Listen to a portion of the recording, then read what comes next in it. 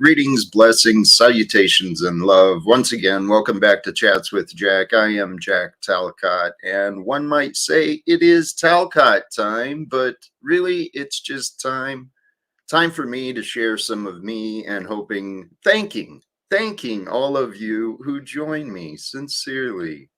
Swinton's birds, blessings, sincere blessings to you. I love this wisdom too, especially in the context with oops, where'd it go?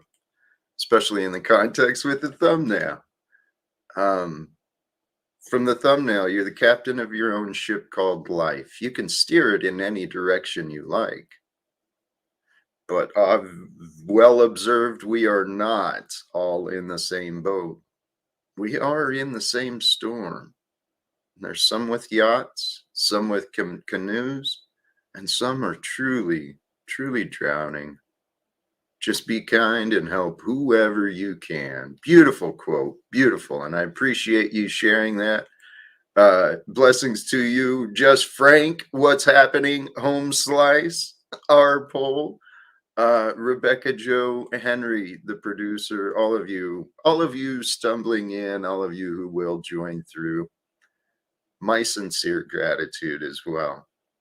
The wisdom I shared, the observation I offered. Capture control. I mean, conceptualize that. Capture control of your life. Can't control everything, but we can take mastery of ourselves and steer into the direction of our dreams. Sometimes, especially when we start first trying to take control of our lives, right? Overcoming an addiction, overcoming a bad experience, whatever it is, that's something we're trying to take back control of. When we first do, it'll feel like our legs are a little shaky, breaking through those first days past an addiction, breaking through those first days after a toxic and abusive relationship. The first days of breaking free and taking control, it can feel a little uneasy. But man, once you learn how to take control of you, to be a more conscious captain of your vessel, we don't always control the environment, right, that we pass through in our lives, in our life experiences. We don't choose every factor of the journey. But particularly when we listen to the wisdom of others, we can help guide ourselves, steer our ship, so to say, through life. And we can hopefully avoid some of the obstacles. We can hopefully avoid some of the pitfalls and the dangers that are out there in life, such as allowing yourself to be afraid for too long. I'm guilty of that. If you notice and you find yourself with fears and thoughts of inadequacy, thoughts of whatever, if you start feeling those feelings creeping in, if you pay attention to you, and it's up to each of us, we've got to be aware of what's within us. But if you notice the fear and the anxiety creeping in, recognize, all right, it's here. It will not consume me. It will not become me, because I am greater than my fears. I am greater than my anxieties. I am greater than my problems. If you can believe that for yourself, you'll feel better. And the way I do that, convince myself that I'm greater than my problems and blah, blah, blah. I've convinced myself to truly accept and trust that God is with me. God is with you.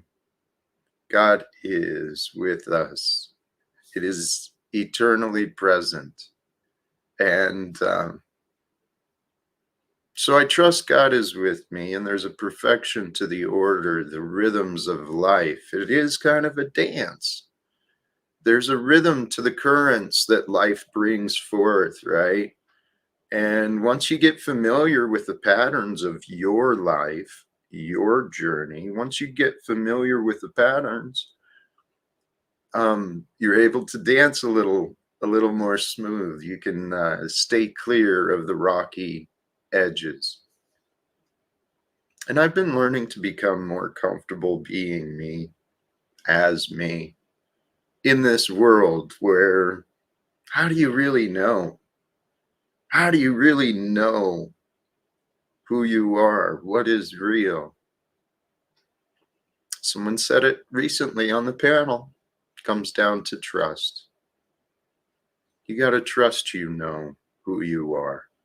You got to trust you will know what to do. But the way to trust you is to know that you're more than the past. You're more than the limitations. You're more than the opinions.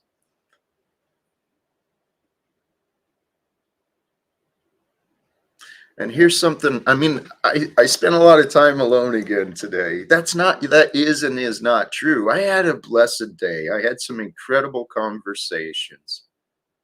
And while I didn't extend an invitation, I'm wishing happy birthday to my dear friend Teresa, if she happens to tune in. I've had some wonderful conversations offline, kind of offered me a lot of inspiration, encouragement, admittedly some validation that what I'm doing, what I'm doing can be helpful, and it is helping. And I actually know, I've been learning and I've seen there's a lot of people who do tune in and appreciate me. And for those who do, sincerely, it's mutual. Okay. I feel blessed. I feel blessed in so many ways. And this is where I hope to share one of my many blessings. I feel is the perspective I found on the world with the mind of a child, in line with the lines of the scripture. I mean, this is what I've been trying to understand and develop. And you know, there is a pure mind within each of us. We'll bring in the title of the video, Finding Appreciation and Forgiveness. Those two things, man. If you're having trouble forgiving someone, if you're having trouble forgiving yourself, if you're carrying a guilt or resentment, it's real easy to do that. That's how our minds and our lives are created. Karma, even, perhaps. We have the opportunity to hold guilt and resentment. We have the opportunity to be hateful and to be angry. Every day we get those opportunities, but you know what feels better? It feels better to find appreciation. It feels better to feel grateful. And it feels better, it feels really good. It feels really good inside to actually know that you have overcome a resentment or a guilt or a bad habit. That feeling of overcoming, oh my goodness. Brothers and sisters, that's what life is. Growth. Growth is overcoming. Growth is becoming more. This society we've been bred into as chattel, to be traded and gambled for our birth certificates, some sort of currency in this debt slave market. We really do, brothers and sisters. Whatever faith you are, please trust that things are not what they seem here on Earth. That the mythology could be very true, that this is Satan's realm to some extent, that it's a world of deception, manipulation, illusion, perhaps.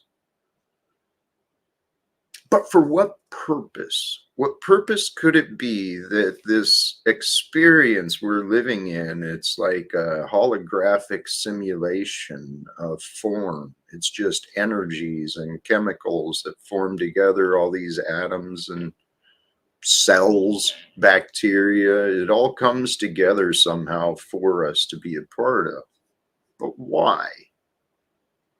Is this punishment here on Earth, do you think?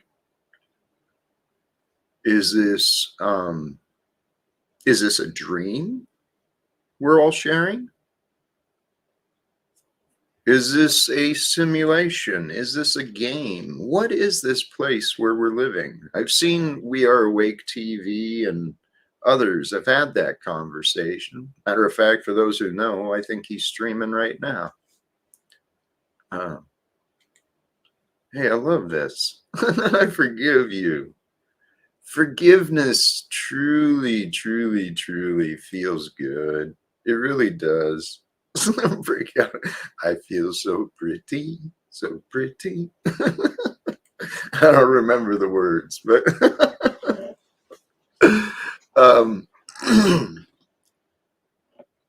we are.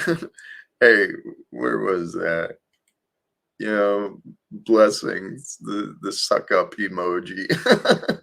We are a little bit better for knowing. You know what? That's my hope. And what I am is I'm a mirror. I'm a reflection of you. Here's what I learned. I was reminded today. And I'm telling you guys, that guy, brothers and sisters, that young guy, Aaron Abke, I don't have his channel pulled up. He's a gifted teacher. I was watching something of his earlier today and was reminded of some of these things regarding forgiveness.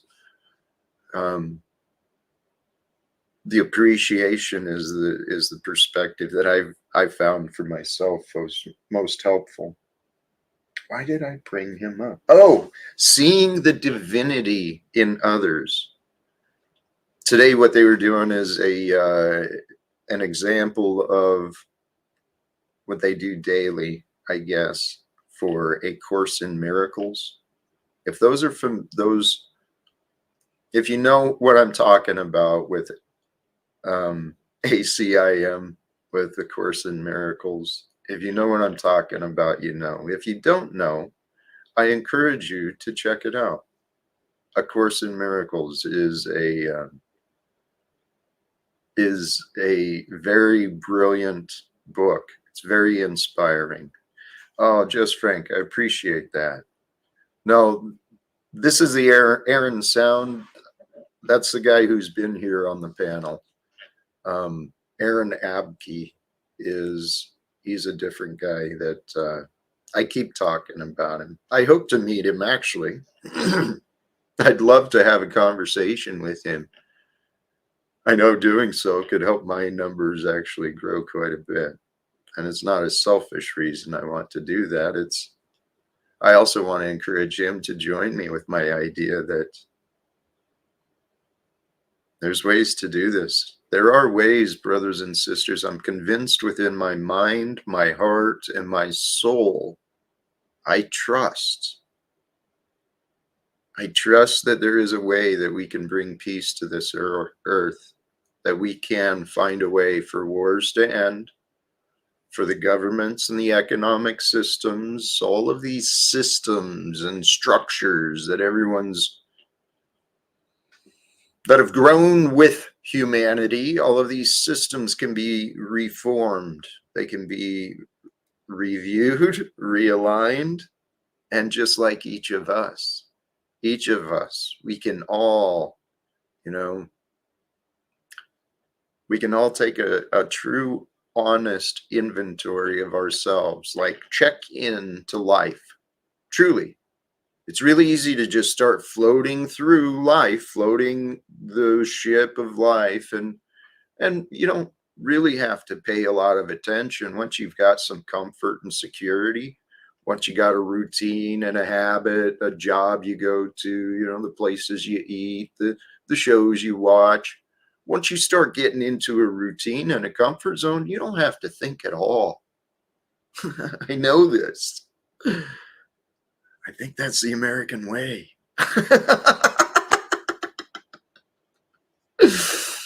But brothers and sisters, if you stop and think, check into who you are becoming, who you have become, and don't let who you were in the past, all the mistakes, all the accusations, all the crimes and whatever, don't let those mistakes of the past define you of who you are today. But I encourage everybody sincerely to truly check in to who you are and where you are in life. And then, you know what? I'll start it off for you. Look yourself in the mirror and congratulations. Congratulations on making it this far.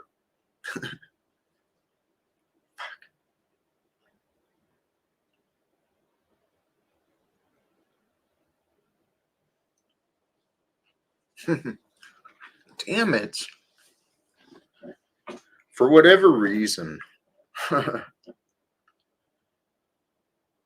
whatever reason, those words I needed to hear, maybe to say, but every one of us have lived a journey. we've been through things that maybe others haven't. Each of us is carrying these different burdens through life of who it is, what it means to be me, what it means to live this life. Each of us, we've got these different burdens and karma, whatever it is that we're breaking free of, we're dealing with today. This world is based upon the principles of cause and effect. There's a cause and effect to all things that includes you and me. So there's many variables involved as well. A lot of variables that are involved in creating me and what is speaking today, just as the same as you. And that essence that is moving me through me as me, it's the same essence that's moving you through you as you. The essence of who we are. And here I'm finally getting back to Aaron and what I was reminded of. It's easier to see the divinity in ourselves, the purity. It's easier to see the God that is within us, ourselves, the I am. When we intentionally drop the veils of judgment, stop ignoring the divine in others. If you can see the divine God, the presence of God within your enemies, because it's there. So who is your enemy? It's best to have none. Is it not? Is it not best to have no enemies? Of course. That's what I truly know in my heart.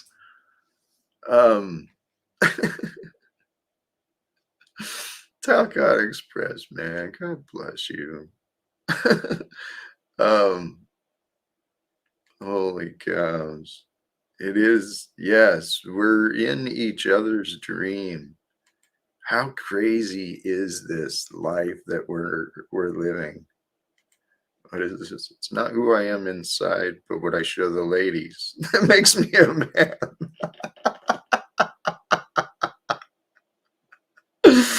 Oh my goodness, you're too funny, dude. Just Frank. um, I'm inclined these days, perhaps, to respect your policy for sure, my friend, especially after some of the messages and things I was told yesterday. Hey, so let's come back to finding appreciation and forgiveness. Sincerely, I do love all of you guys. There is some amazing personalities and characters hidden behind these profile names. There's a lot of fun characters. That's what tells me, man, our creator has a divine sense of humor. I mean, it makes perfect sense. God creates eternal beings who are flawless in all nature, yet they must grow and develop into greater. So these divine eternal beings of consciousness were created for us to experience lifetime after lifetime of cause and effect. Why? Why are we here to understand cause and effect? Well, so we can love, we can know the importance of love. Because love is the cause of all things. Love is that which moves us. I think it's God's love. It is through God's love that light is shown. It is through God's love the universe is revealed. It is through God's love that we are allowed to know anything, anything whatsoever. It's through God's love. Because what a gift it is to know, isn't it? To know, to get to know, to get to know life as opposed to not ever knowing life and all that life can offer. What a gift to know. And to know life is to know knowledge, right? You're going to know some knowledge of the experience in life. And so that's a gift to know of the experience. And then within the experience of life, holy cows, we get to know love. Love. The love that we feel when we share love with another, whether it's a pet, an animal, a moment of the mountain and sunset, or of course with another. That feeling of love that we feel when we share it. That's who you are. That's who we are, is love. I truly trust that. Because see, here's an example. If you can join me in this present moment, just detached from the world, whole and complete in the presence of you as you, with a wholeness, just for this moment, without a thought, without a care, without a desire, there's an absolute perfection in the simple awareness. And if you can't feel love from the presence of perfection, you might have some blinders on, man. Oh, I know I did. Holy cows, man. I had some blinders on my mind's vision. I just had this darkness I felt all around me. And I lived that way for an awful long time. And I was considered normal, dude. And today I'm not.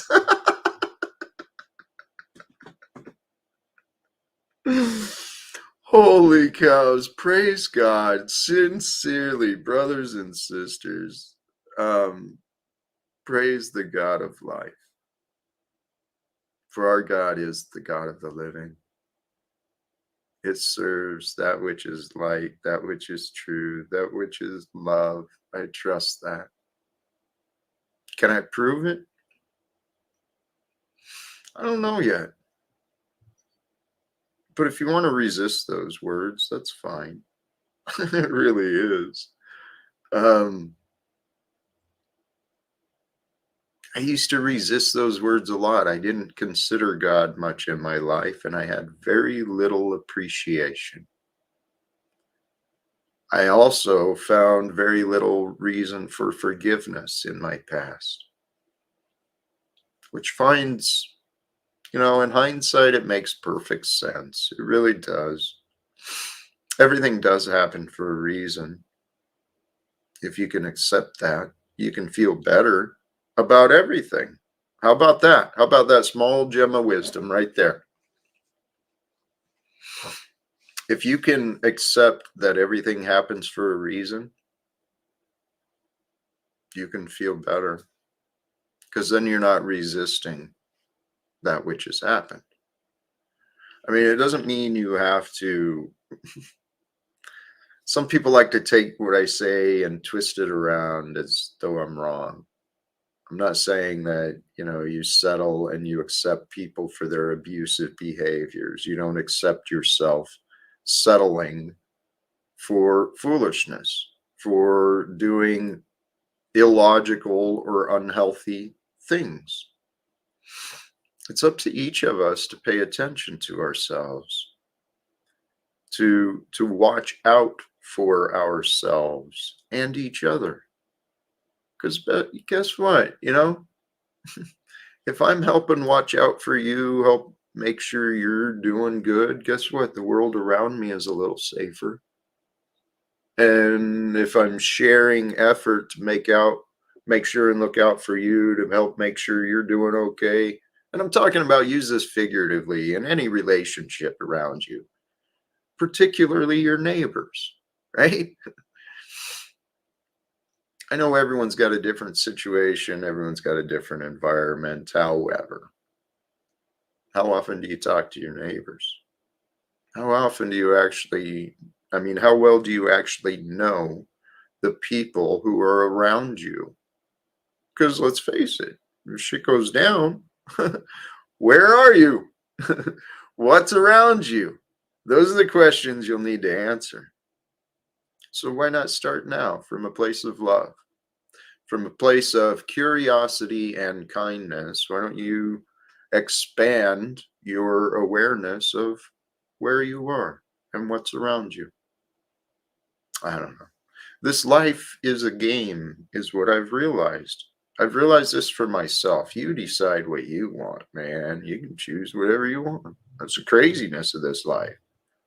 But I finally realized, I accepted the truth deep within myself.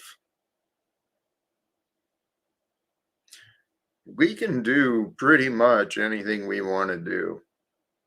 Yes, there are limits. Yes, there are conditions on some of those ideas. However, the way I see it is this game of life was created for us. We are problem solvers, are we not? Or are we problem creators? Or do we just like to problem identify and just gossip about problems? I consider myself to be kind of a problem solver. It's one of the things I've grown into. Yeah, I feel good about saying that, right? I remember as a child working on my bicycle, right? I don't even remember what the problem was, but I was just frustrated. And I said, all right, Jack, stop it. What are you not seeing? What is the solution that is right here and right now? What is it, Jack? I've tried that trick quite a few times, right? Doesn't always immediately work, but it helped me develop the confidence in myself that most times it did. And eventually I could figure things out. And eventually I could get things to work. It wasn't always it wasn't always right. It wasn't always very smoothly, but I could get things to work. Whatever it is. And each of us, we have this ability within ourselves. It's part of being a human, especially being an adult. You know, we're responsible. We identify and we solve problems around us. We help guide ourselves and others through or around problems, ideally. So our divine creator has created us with the mind of patterns, right? Patterns and meanings. That's how our minds work. It's amazing. It's brilliant technology. I mean, praise God. The tools of life and creation, the organic process of plant and animal and matter and mineral, it's like, praise God. What a glorious creation this life is. This Mother Earth. Man, I know I'm getting off the topic, but anytime I can praise God, I give it a go. All right. And I find a lot of reasons to praise God. Hey, here's our first guest for the day. Brother Tarek. What's up, Jack? How How are you? are you, my friend? Good, good, good. How are you? I'm feeling amazing, sincerely. That's good. Uh, that's excellent, Jack. I saw you, by yourself, so I said I'll get up there and, support. I appreciate that. Here, let's you might be able to help us get back on topic. That's wonderful. Sure. And thank you. I wrote down, for me, I wrote forgiveness equals peace. I think Forgiveness equals peace. yep, without forgiveness, we only need forgiveness if we've lost appreciation. I'm looking back through a comment. Someone said something. I was trying to go ahead, Tarek, if you have thoughts. Okay, yeah. So you said forgiveness equals peace. Now, if you forgive somebody, I'm assuming you're doing that because it also brings you gratitude so you can move forward, correct? Because, it brings you peace, right? Exactly. Okay, so you're not talking about peace in general for everybody else, but you're talking specifically about your internal peace. That's the one I think that matters most, is each of Yeah, us. very true. Yeah. Okay. I just wanted to make sure I got it right because I thought maybe you meant peace for everybody, and that would be a little bit not in the line. Well, see, you're not off track because my greater goal is as more people find and discover this peace within themselves and they share it around them, we'll start really thinking about others who aren't dealing with the peace, and we'll find a way to help share that peace, because I do think there is a path to peace around the world, Tarek. I really do. Yeah, no, I think so too. I just think it starts with you first, and then your community, and then we go from that to the internet, and we try to make a difference here if we can, even though we have a lot of answers. Could you hear me, Jack? Because I'm a little bit lagging. Maybe am I You lagging? you lagged for a moment. I think you're back now. Thank you. Go ahead. Yeah. Cool. Let me get off. Yeah. No, I was just saying. Yeah. I mean, it has to start with you first. You're absolutely correct. Yeah. I've been working on me though. And this is the thing. And this is why I'm actually here. I've gained, even though I stumble on occasion and I've allowed angry cot to show, I really am truly within myself, authentically. I am a man of peace. And that's why I try to show here and I invite others to join me in peace. And this, brother, this HS, you don't always choose your enemies. Some choose you and won't allow a truce or forgiveness. How to deal with people like that. SH, that has been my story for the past 6 years, 5 years, coming up on 6 years for sure. Since 2018, I've had friends and family chose me as an enemy. Won't allow me a conversation. No chance. How do you deal with it? I grow. I focus on me and I allow them to have their enemy. And when an opportunity comes forth, peace will be offered. Um, I think God allows us to stray, to part ways for a reason, for our own individual, karmic, personal, spiritual development. We part ways. But I truly know that loving our enemies, that is the best solution for us all. And that's the one I was looking for. Thank you for your patience, Tarek. But there is no love without forgiveness, and there is no forgiveness without love. Amen.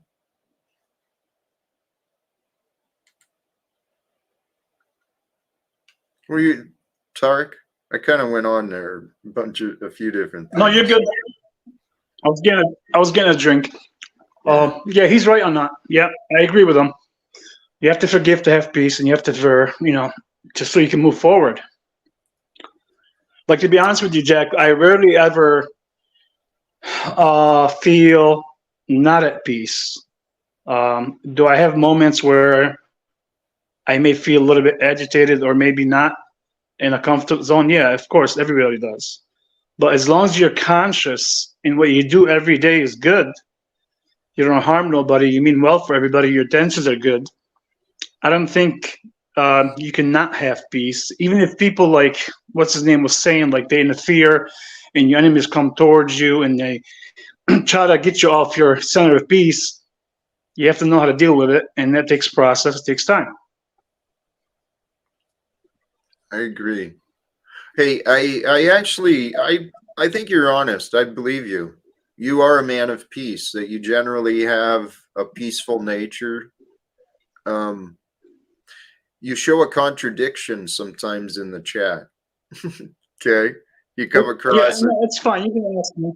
yeah, well, you come across as aggressive and it's with your opinions. So I'd encourage you to consider, if my opinions are causing offense, are my opinions actually helpful or relevant? Sometimes they're not. Sometimes it's just we're kind of gossiping, to be honest.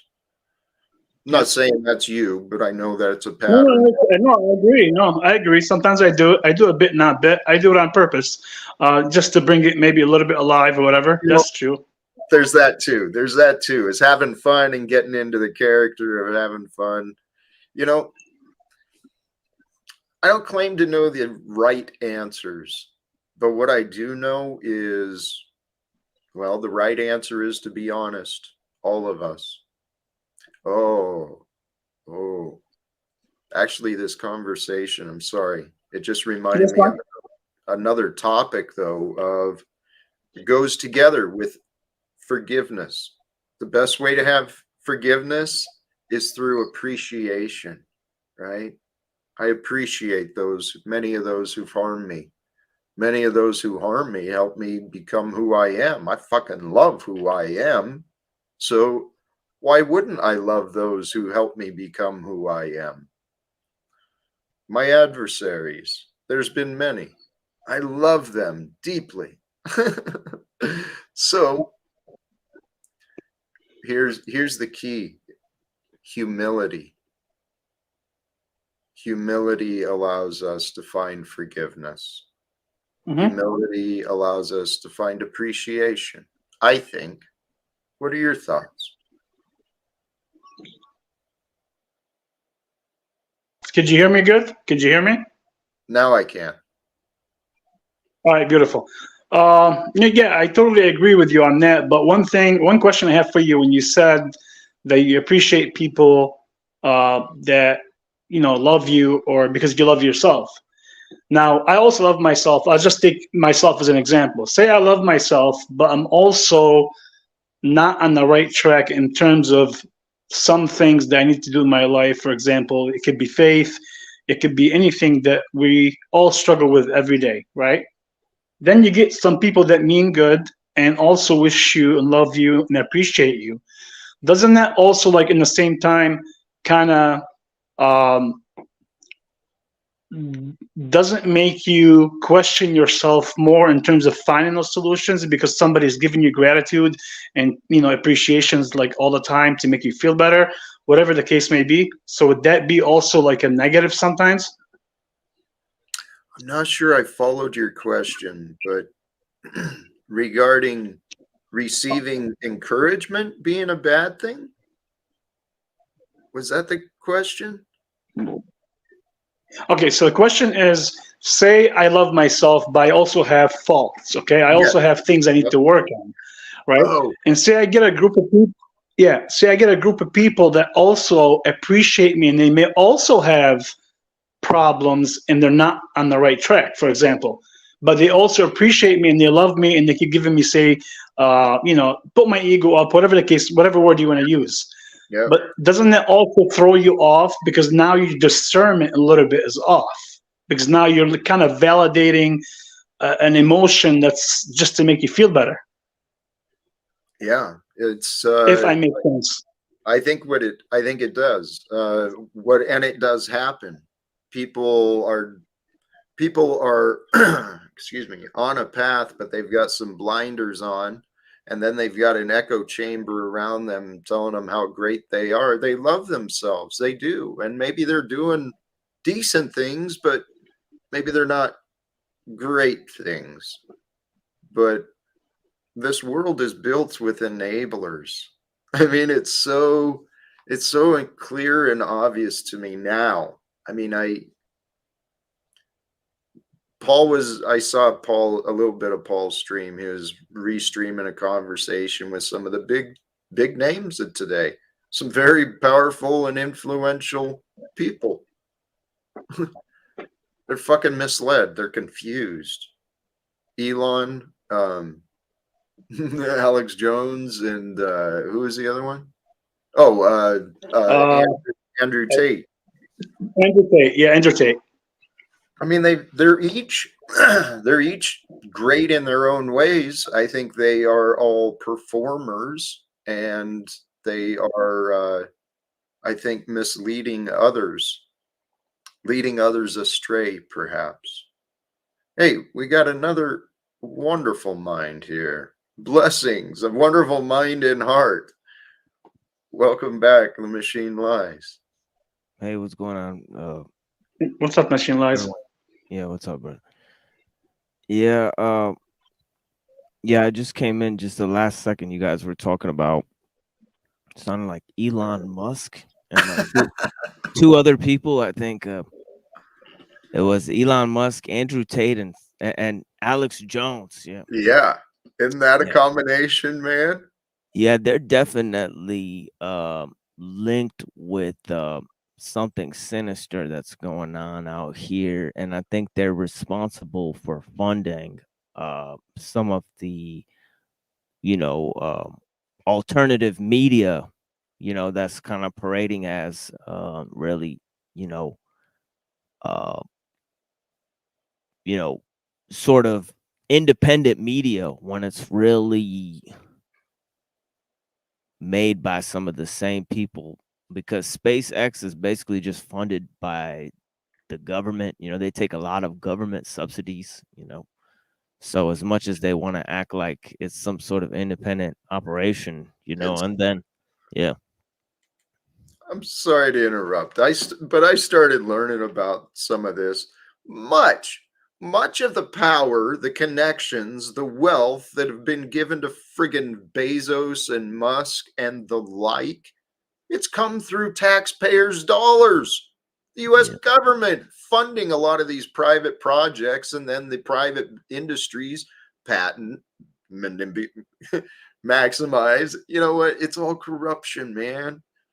Yeah, and then a lot of people don't know this, but James Hildebrand was the patriarch of the Musk family, and he actually made a a party called Technocracy. I heard that. You know, they said scientists should take over the government. And some of these people actually believe that scientists and technocrats should take over the government and implement their own rules. Um, and I think this is a very dangerous, a kind of a scientific totalitarianism, you know, and and that seems especially dangerous in today's age, you know. Brother, I'm sitting here laughing, and I'm restraining myself as well, because I forgot you're reminding me of parts of history I kind of just slipped. But that technocracy, brother, there is value to be found in that idea, though, in the concept of allowing data and science to guide the direction rather than authority and celebrity.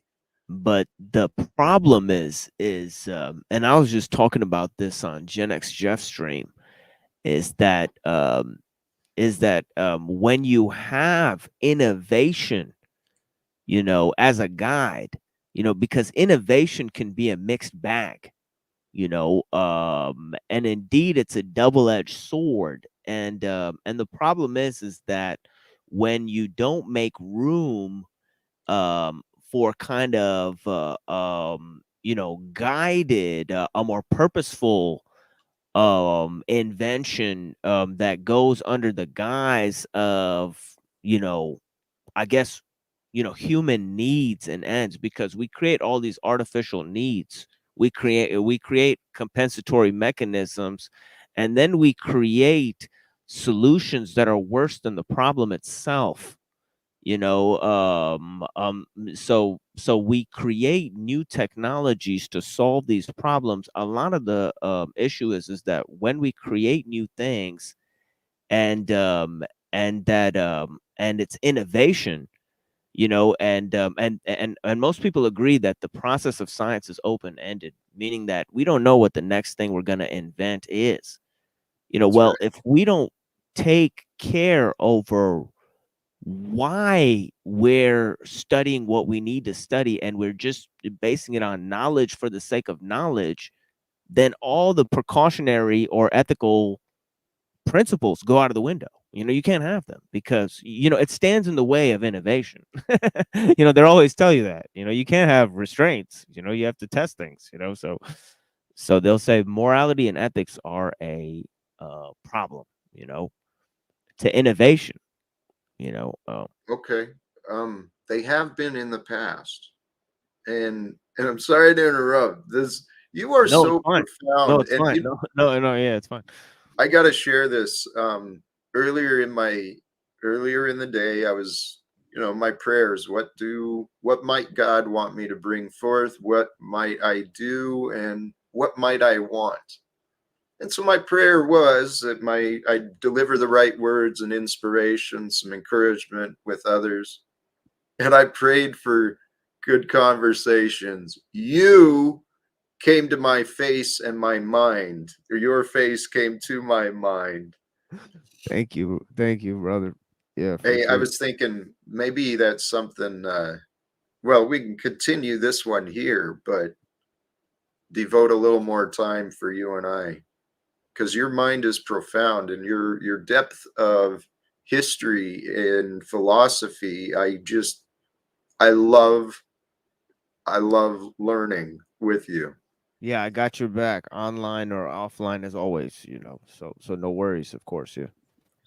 Um, well, so okay, let's. Sorry, I want to bring us back to the topic we had. Um, innovation. innovation and morality. Morality being possibly the adversary, the obstacle for innovation. Where these problems are at in the masses right now, confusion has been normalized. And so I think humanity is missing out on much of the creativity and much of the talent that is available because we've been misled.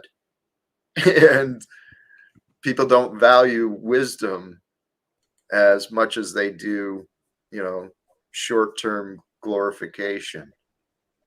Well, it's just like it says in the Bible. It says that the word is the bond.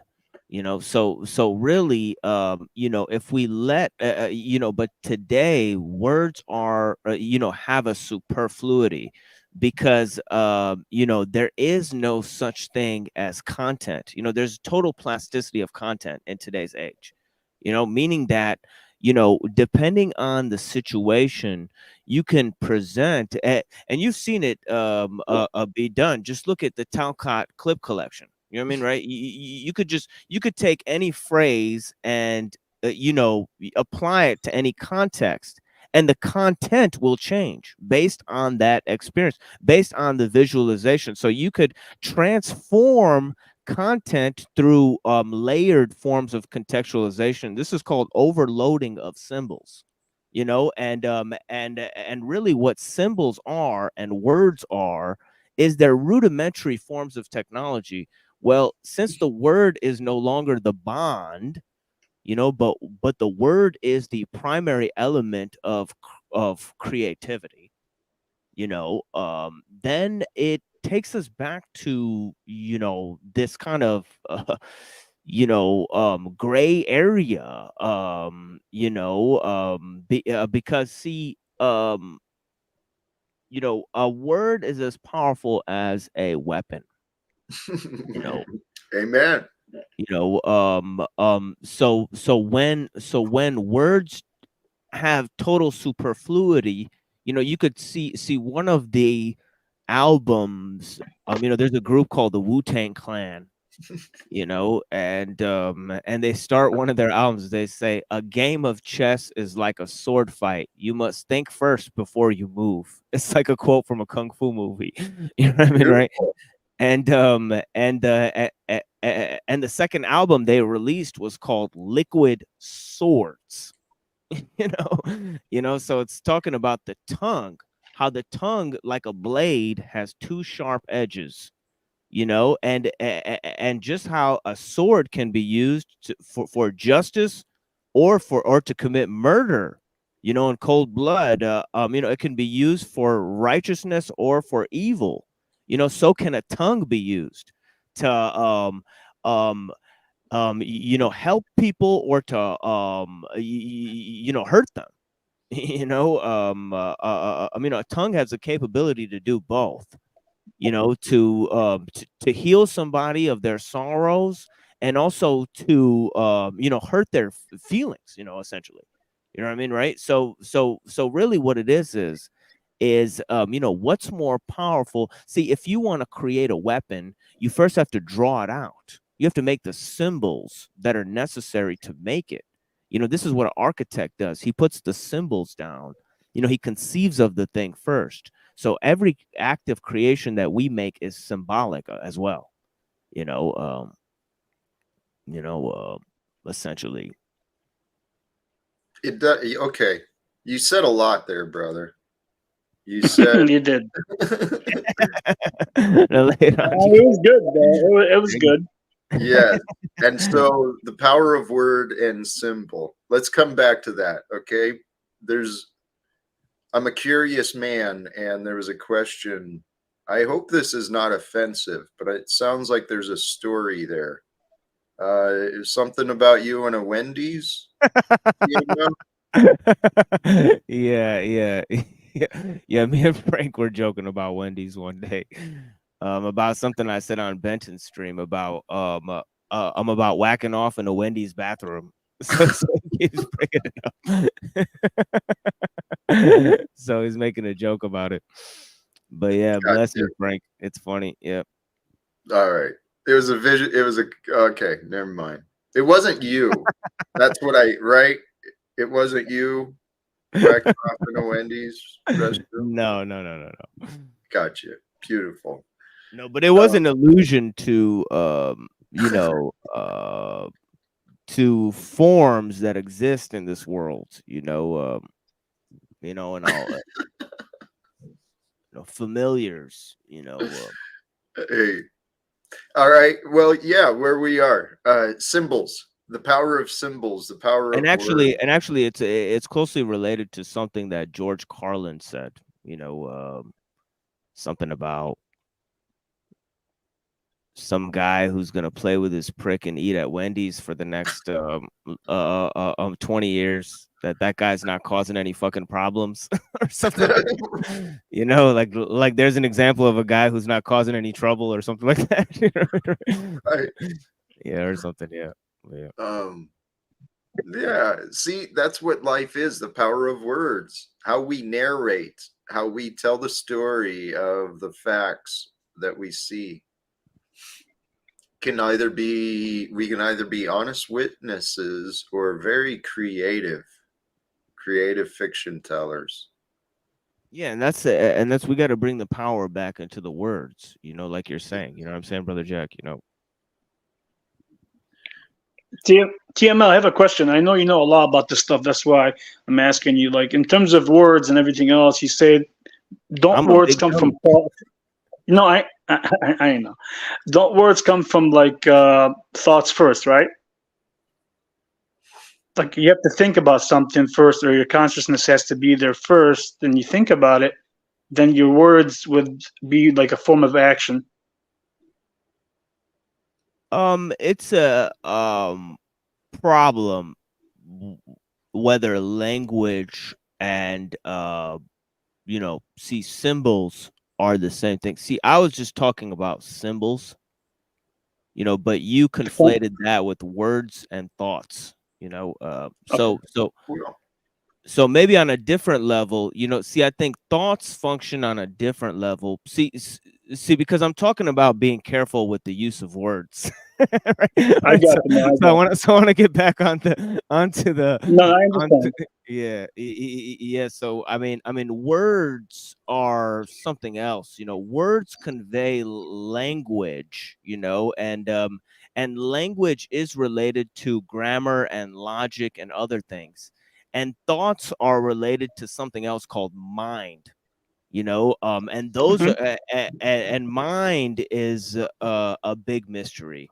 Obviously, words do not relate to things. That much is clear. A word is not a thing, right? As the famous Krishnamurti quote goes, the word is not the thing. I think that's a pretty true quote. As the map is not the territory. You get what I'm saying? But yeah, Yep. But yeah. But again, you talk about symbols, I get it. But when you talk about words, for example, they do relate to symbols because words are written in letters, and letters in the English language for sure have many symbols. Of course, they're in like a double language. If you look at it from many ways, they have symbols all in it, correct? Yeah, but symbol also relates to something else, a whole nother realm of things called numbers. And once you bring Yeah, those I in, agree. so once you bring those in, then we're gonna be off to the fucking horse races. So let's not Yeah, open no, up, I get it. because then we're putting in math and language, and you're talking about the origins of math and language, which you'll have to go 2 Fridays back when I talked about this on the Machine Lies to actually get a No, understanding of those issues. But yeah, I think I Jack get it. wanted to come in. Yep. I view words as a form of technology. They're used as symbols for meaning. And it all comes down to meaning. Meaning is the essence of, I think, the essence of why we're here. And this is where the spiritual realm versus the physical realm, I think it happens in our minds with the thoughts and our words, right? because that's what will drive us, those symbols and meanings. And actually, I know different people have different inner minds. I don't see a lot of imagery. I don't see visions and signs or symbols like that. And I don't see words. I know different people do. You guys have, Yeah, I do. do you? Yeah, that's why I changed my avatar today a little bit. I put it in kind of a symbol.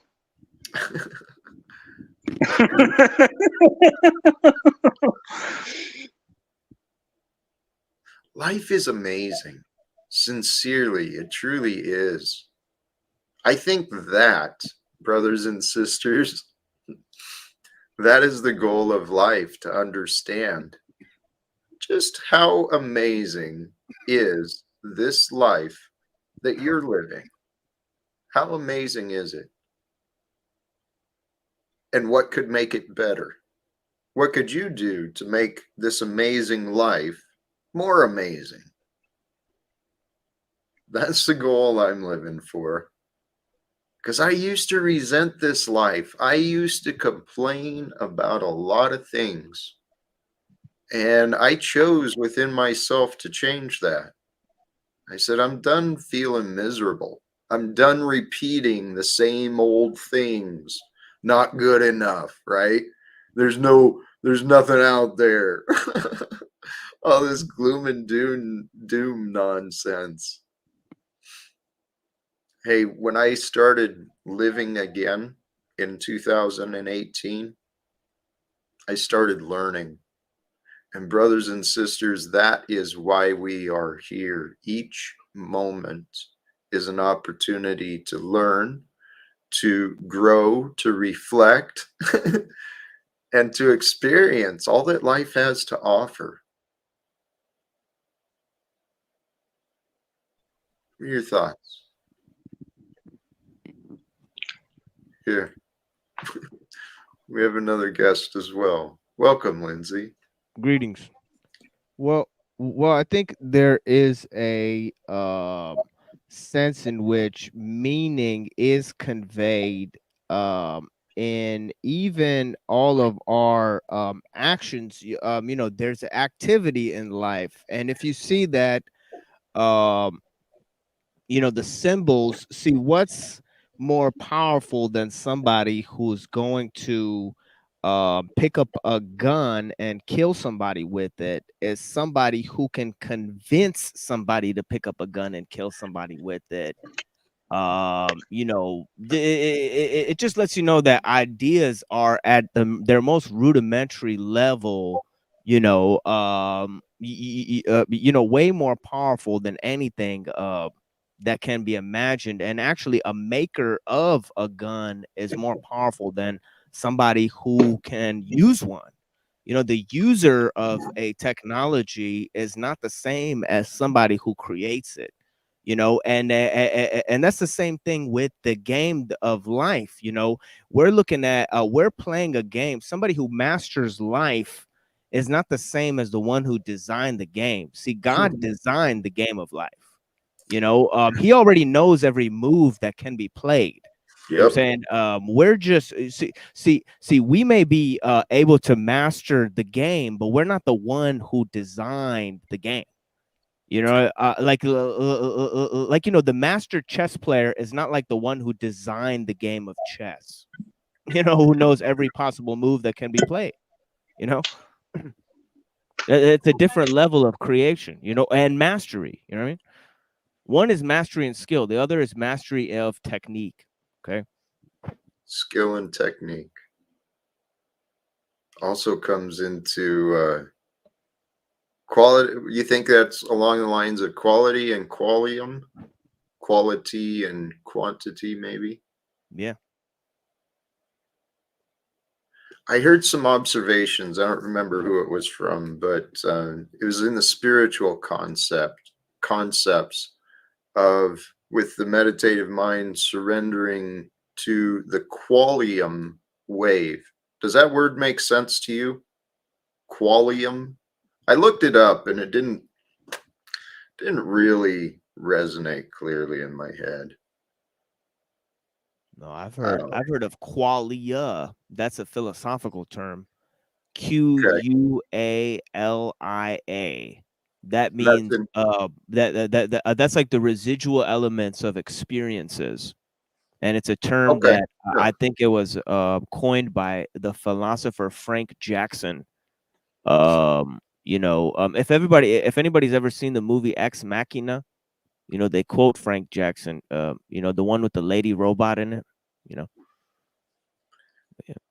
You're fascinating, dude. I'm so grateful to get to know you guys. Yeah, I bless you really guys. am. Bless you guys, man. Hey, Lindsay, welcome, sister. Well, thank you very much. I thought it was funny that he equated gun making to God. I thought that was pretty interesting in itself that he made those two things analogous in terms of power.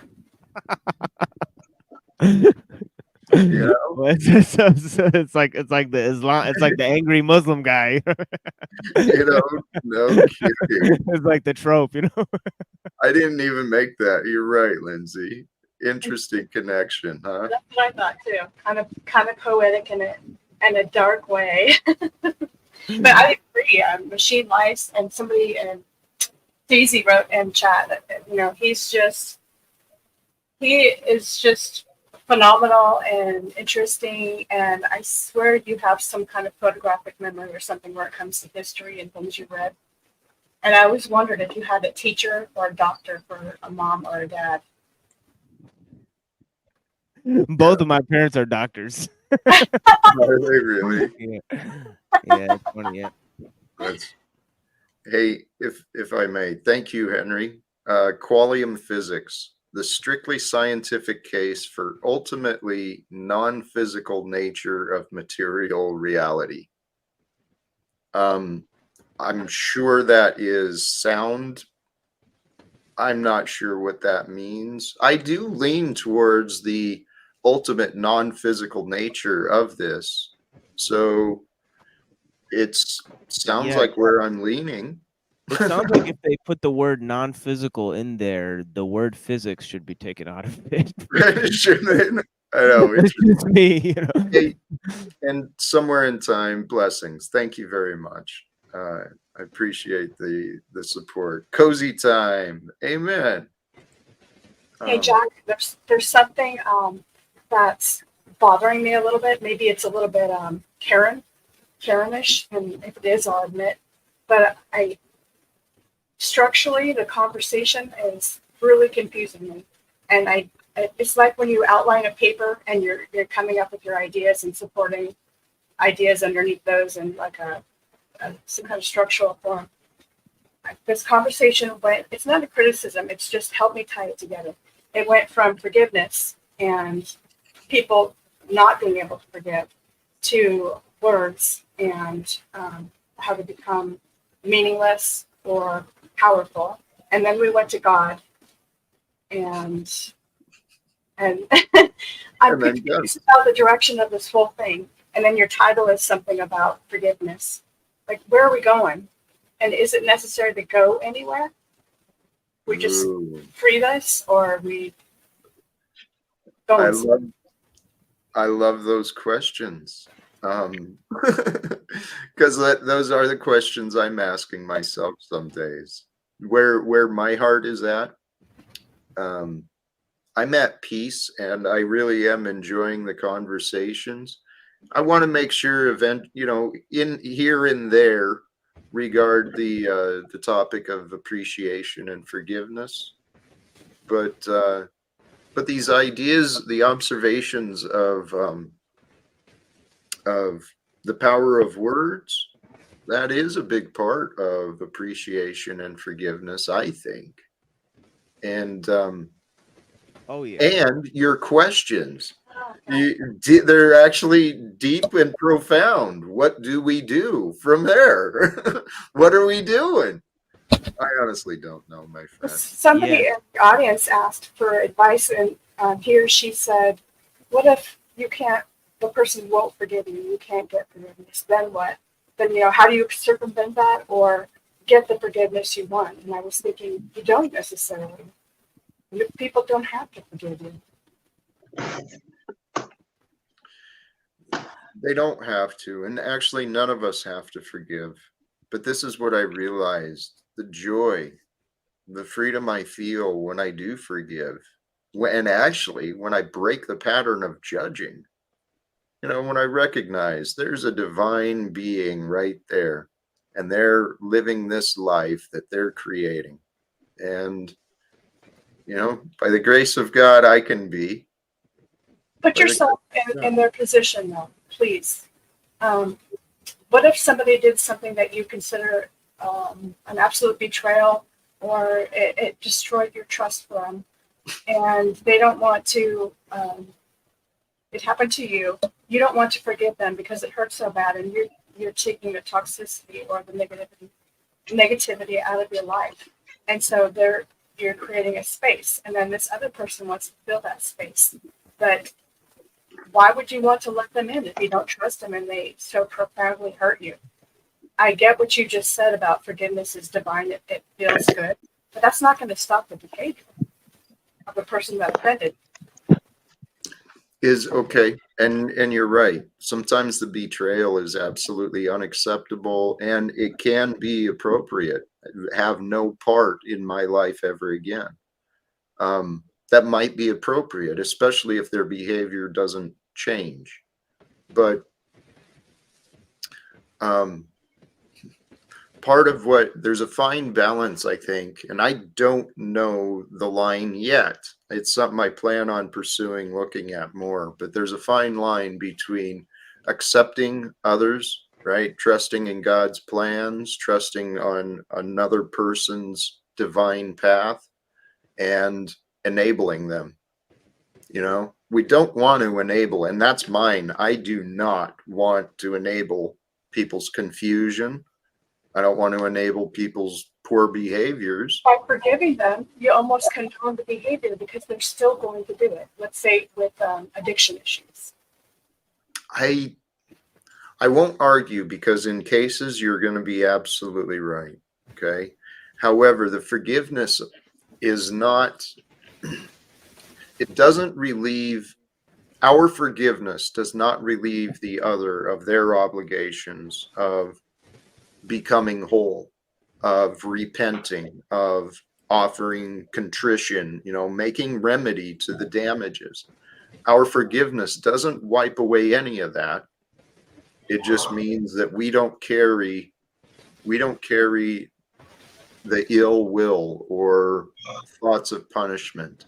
We can appreciate them from a distance, maybe.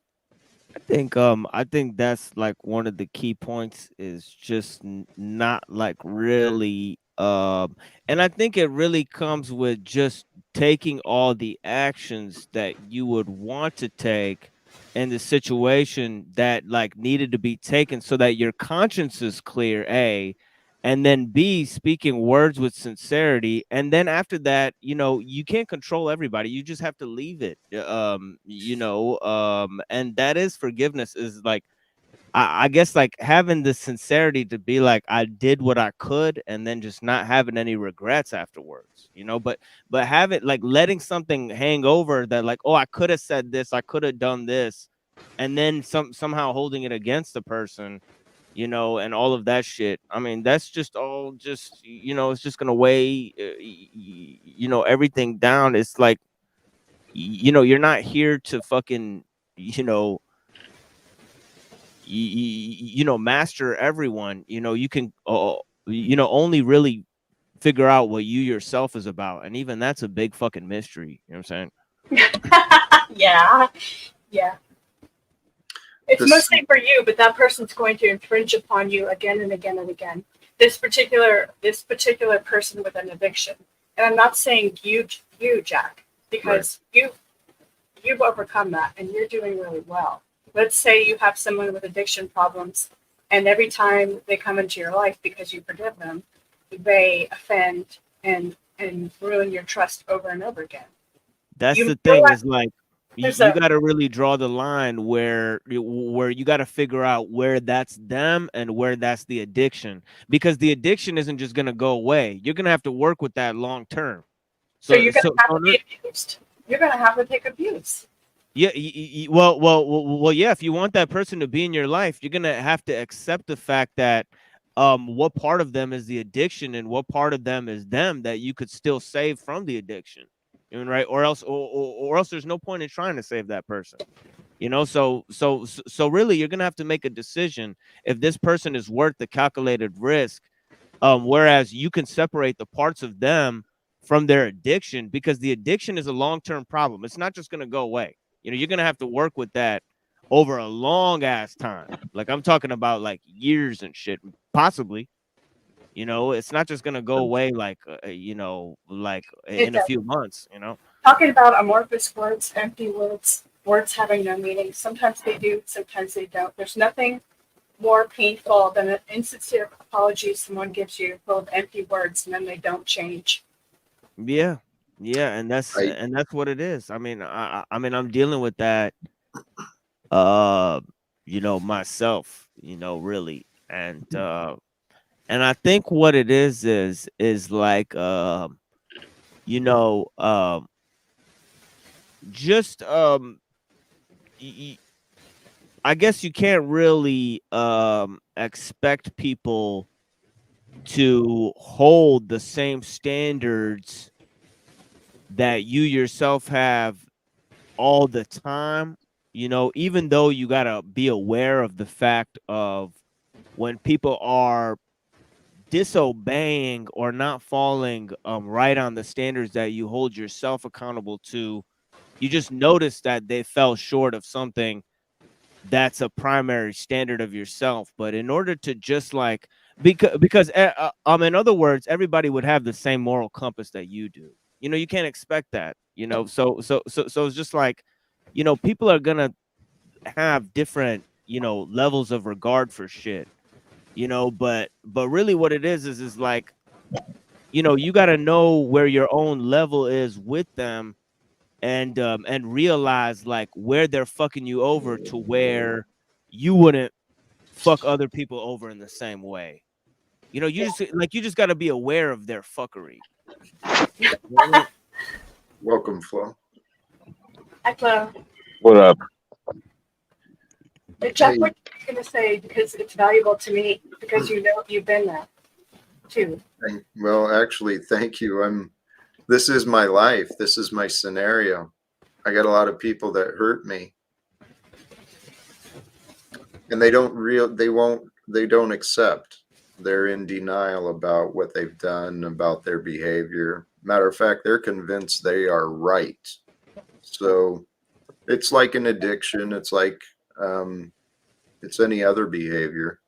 I want to press back, and I know typically what you're saying is absolutely true. If someone's dealing with addiction, it could be a long process for recovery till they become whole enough to be trusted again, right? Completely, especially when there's patterns of betrayal. But I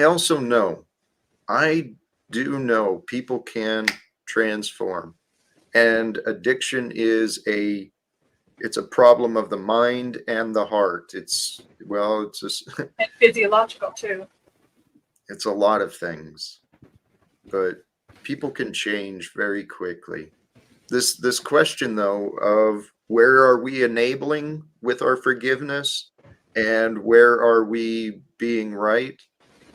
Every one of us has that own little line we've got to figure out for ourselves. I think it feels better to forgive. I think everybody's confused about what forgiveness is fundamentally. Because it seems like people are treating it like it's okay, like nothing has changed, right? Like that's done, it's handled. Now we're going to move forward as if it never happened. And no, I agree. Am I getting the wrong impression? Because no. I mean, I don't mean to put you on the spot, but when I heard what you just said, I would agree that you have handled addiction, but not forgiven. Because I'm using you as an example, not to shine the light on you, but because what you said about they haven't accepted something. So forgiveness, in my mind, or from what I've learned, actually, forgiveness is just the realization that a person is what they are, not what you want them to be. You wouldn't get mad at a tree because the root pushed up the sidewalk. It just is what it is. You'd handle it how you could. You wouldn't hold on to the resentment about it. You're absolutely right, because I thought, I mean, I know you're talking to Jack, but I want to interject really quick. I thought forgiveness meant you won't do it again. I would say it does not mean that. That's what you want, Yes. but that's not really forgiveness. That's winning. You conform to my behavior. So you really haven't forgiven anything. You just got what you wanted. That's a good point. Yeah.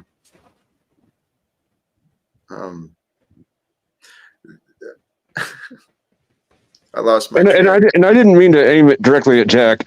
Just the coincidence of the timing. It's like, well, here's a perfect example. Thank you. And actually, I appreciate being put under the light, because I feel I have no resentments, but I'm trying to explain it in the context what you were saying. I mean, I have people who I know are addicted to a mindset and a belief that Jack is irrelevant.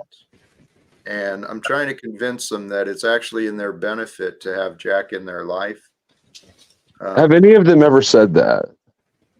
That sounds like an interpretation, and it's based on evidence, right? The evidence is they've created an absence from me and definitely avoided me, and many of them have actually said the old Jack is dead.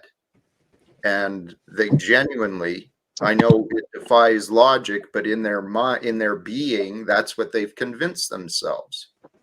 And I'm like, no, Jack, I'm here. I'm still me, and I never was the guy that you've been saying I am, but whatever. The person in chat who asked, how do you get somebody to forgive you if they won't forgive you? I was thinking, I really wish they would answer that on the panel. So I'm going to answer it because nobody really could. And part of the answer is they don't have to forgive you. Another part is because what's been betrayed is your trust. So the only way that I guess that you as the, I don't know what you want to call it, you as the alcoholic / drug addict, whatever, can do is to prove that you're not going to do it again, or that you're making amends, or you're making attempts to try not to be that same person. So if you want to get somebody's forgiveness, why not try to tell them exactly the ways that you've changed and what you've done to, not hurt people again? Because how can you forgive someone you can't and not be able to trust them? Here's the thing, though. Trust is always available. We get to deny it whenever we want. And this is part of the free game of free will. Trust is not always available. It most certainly is. How? We can feel at peace, and at peace we have trust. It's when we create these beliefs and fears and anxieties, these excuses for us not to trust. Trust is always there. It's always available. Just like love is always there. Peace is always there. Faith. That makes sense. I'm sorry. I want to believe you. But I don't want to totally make this about me. And I don't want to frustrate you either. But I'm really trying to understand you. And it doesn't make sense because there's just some people like addicts that you can't trust. They may reoffend at any moment.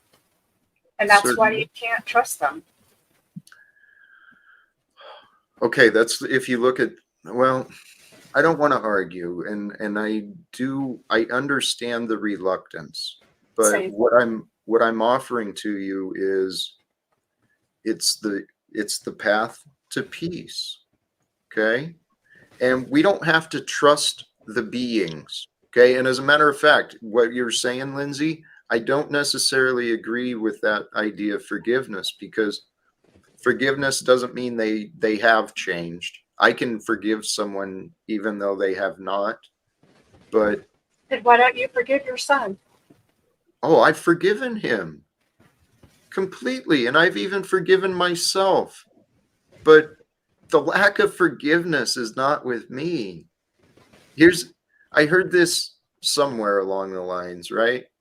When we start gossiping, talking bad about each other, our spirits will separate us. And the separation is actually in the spirit. It's our knowing of that we were bitter towards someone, knowing we backstabbed them. We will feel a shame in our heart. So it's actually shame and guilt. I know this. I know it's shame and guilt that is keeping my friends away from me. And here's the funny, not funny part. It's shame and guilt. Our own shame and guilt keeps us away from receiving God's love, the divine faith, the divine trust, the divine presence that's always there. It's our shame and guilt that says, I'm not worthy. It's not true. And I mean, and don't take this the wrong way, Lindsay, but I think you're coming off a little bit arrogant. Because the thing is that there's this whole discussion about forgiveness, and somebody asked this question about forgiveness, and we all tried to answer the question to the best of our ability, and then you had claimed that nobody even attempted to answer the question.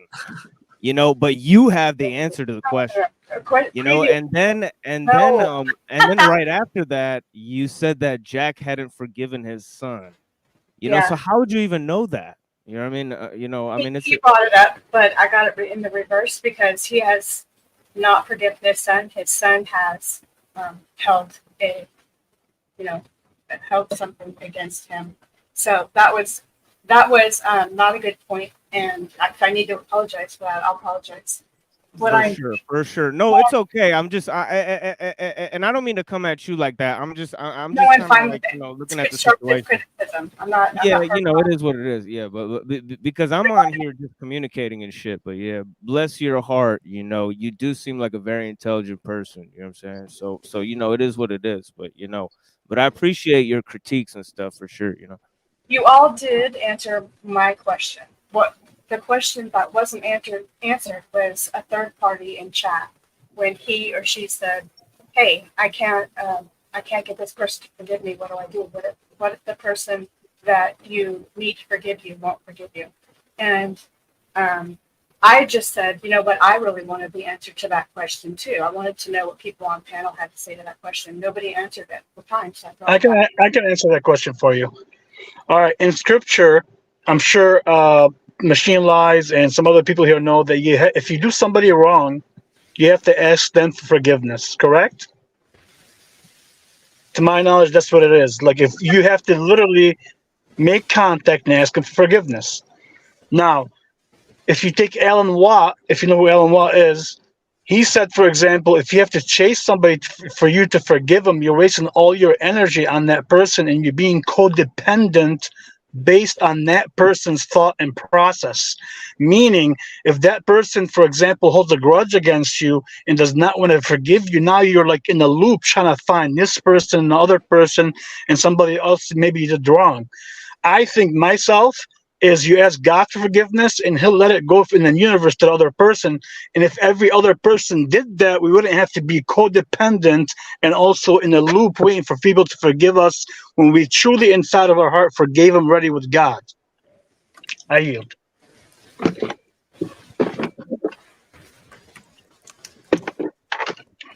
Yeah, but not everybody even believes in God, so it's not a solution for everybody. But yeah, but yeah, for the people who believe in God, I guess you'd be.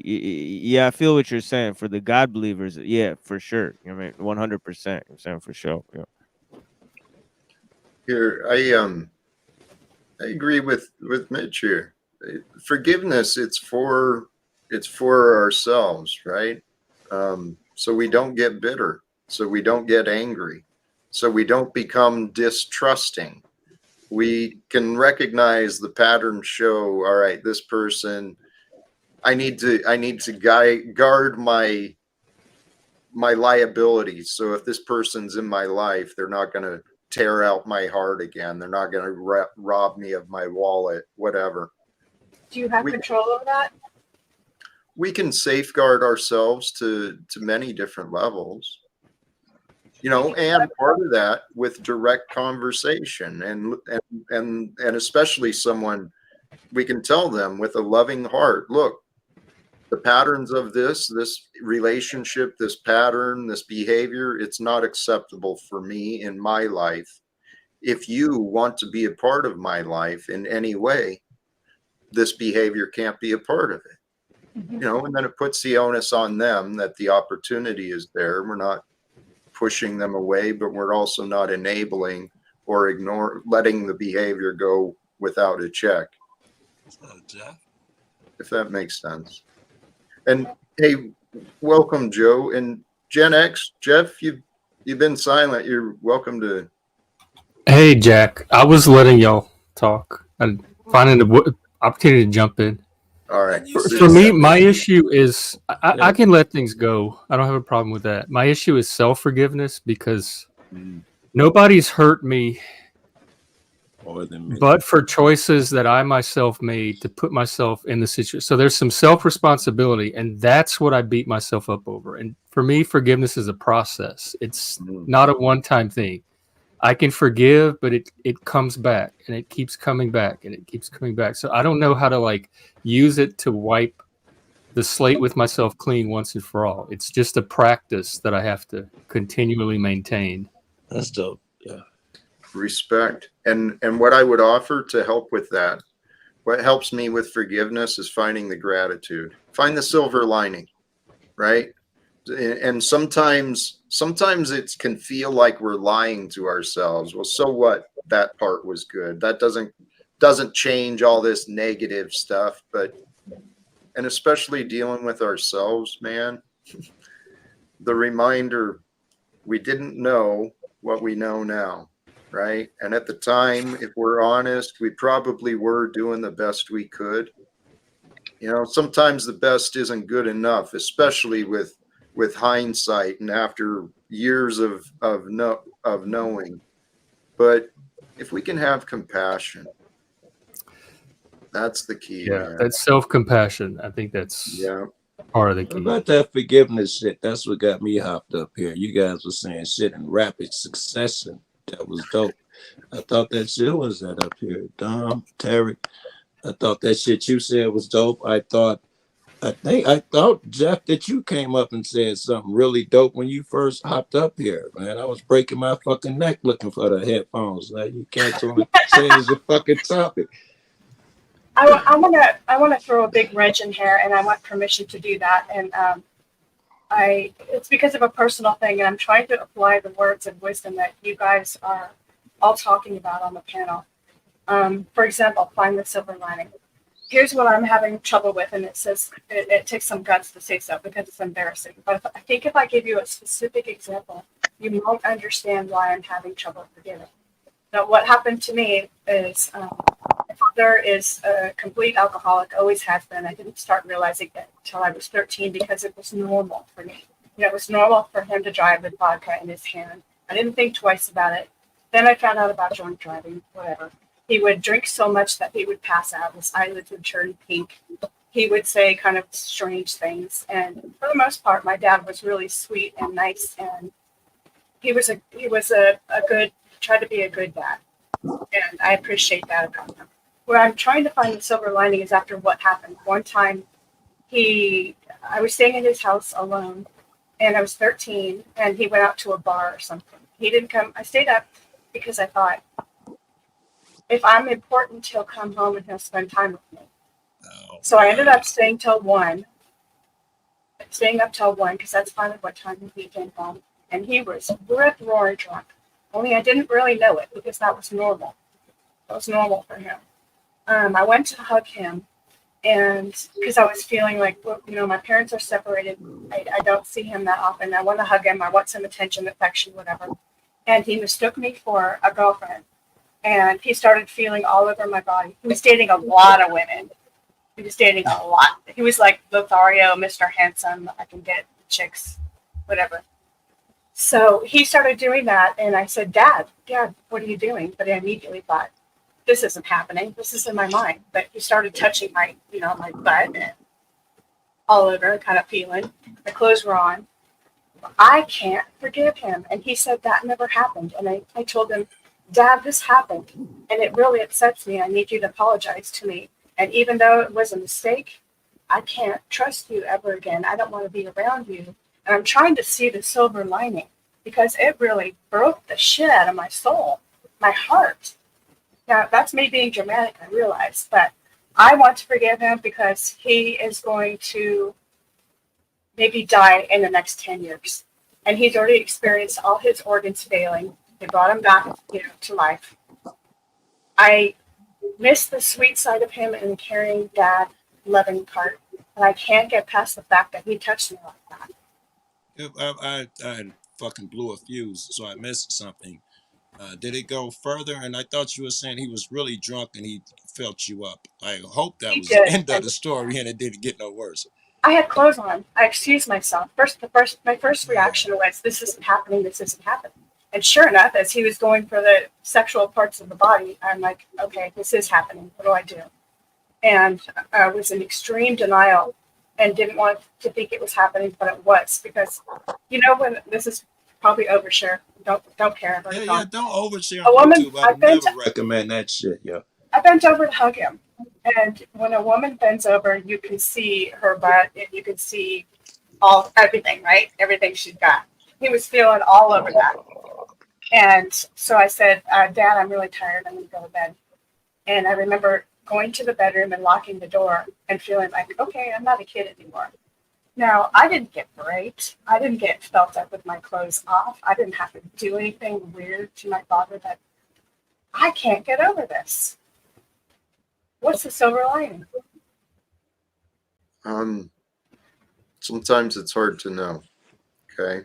So, Lindsay, thank you sincerely. I share with the others. Thank you for sharing your experience, and I'm sorry that happened.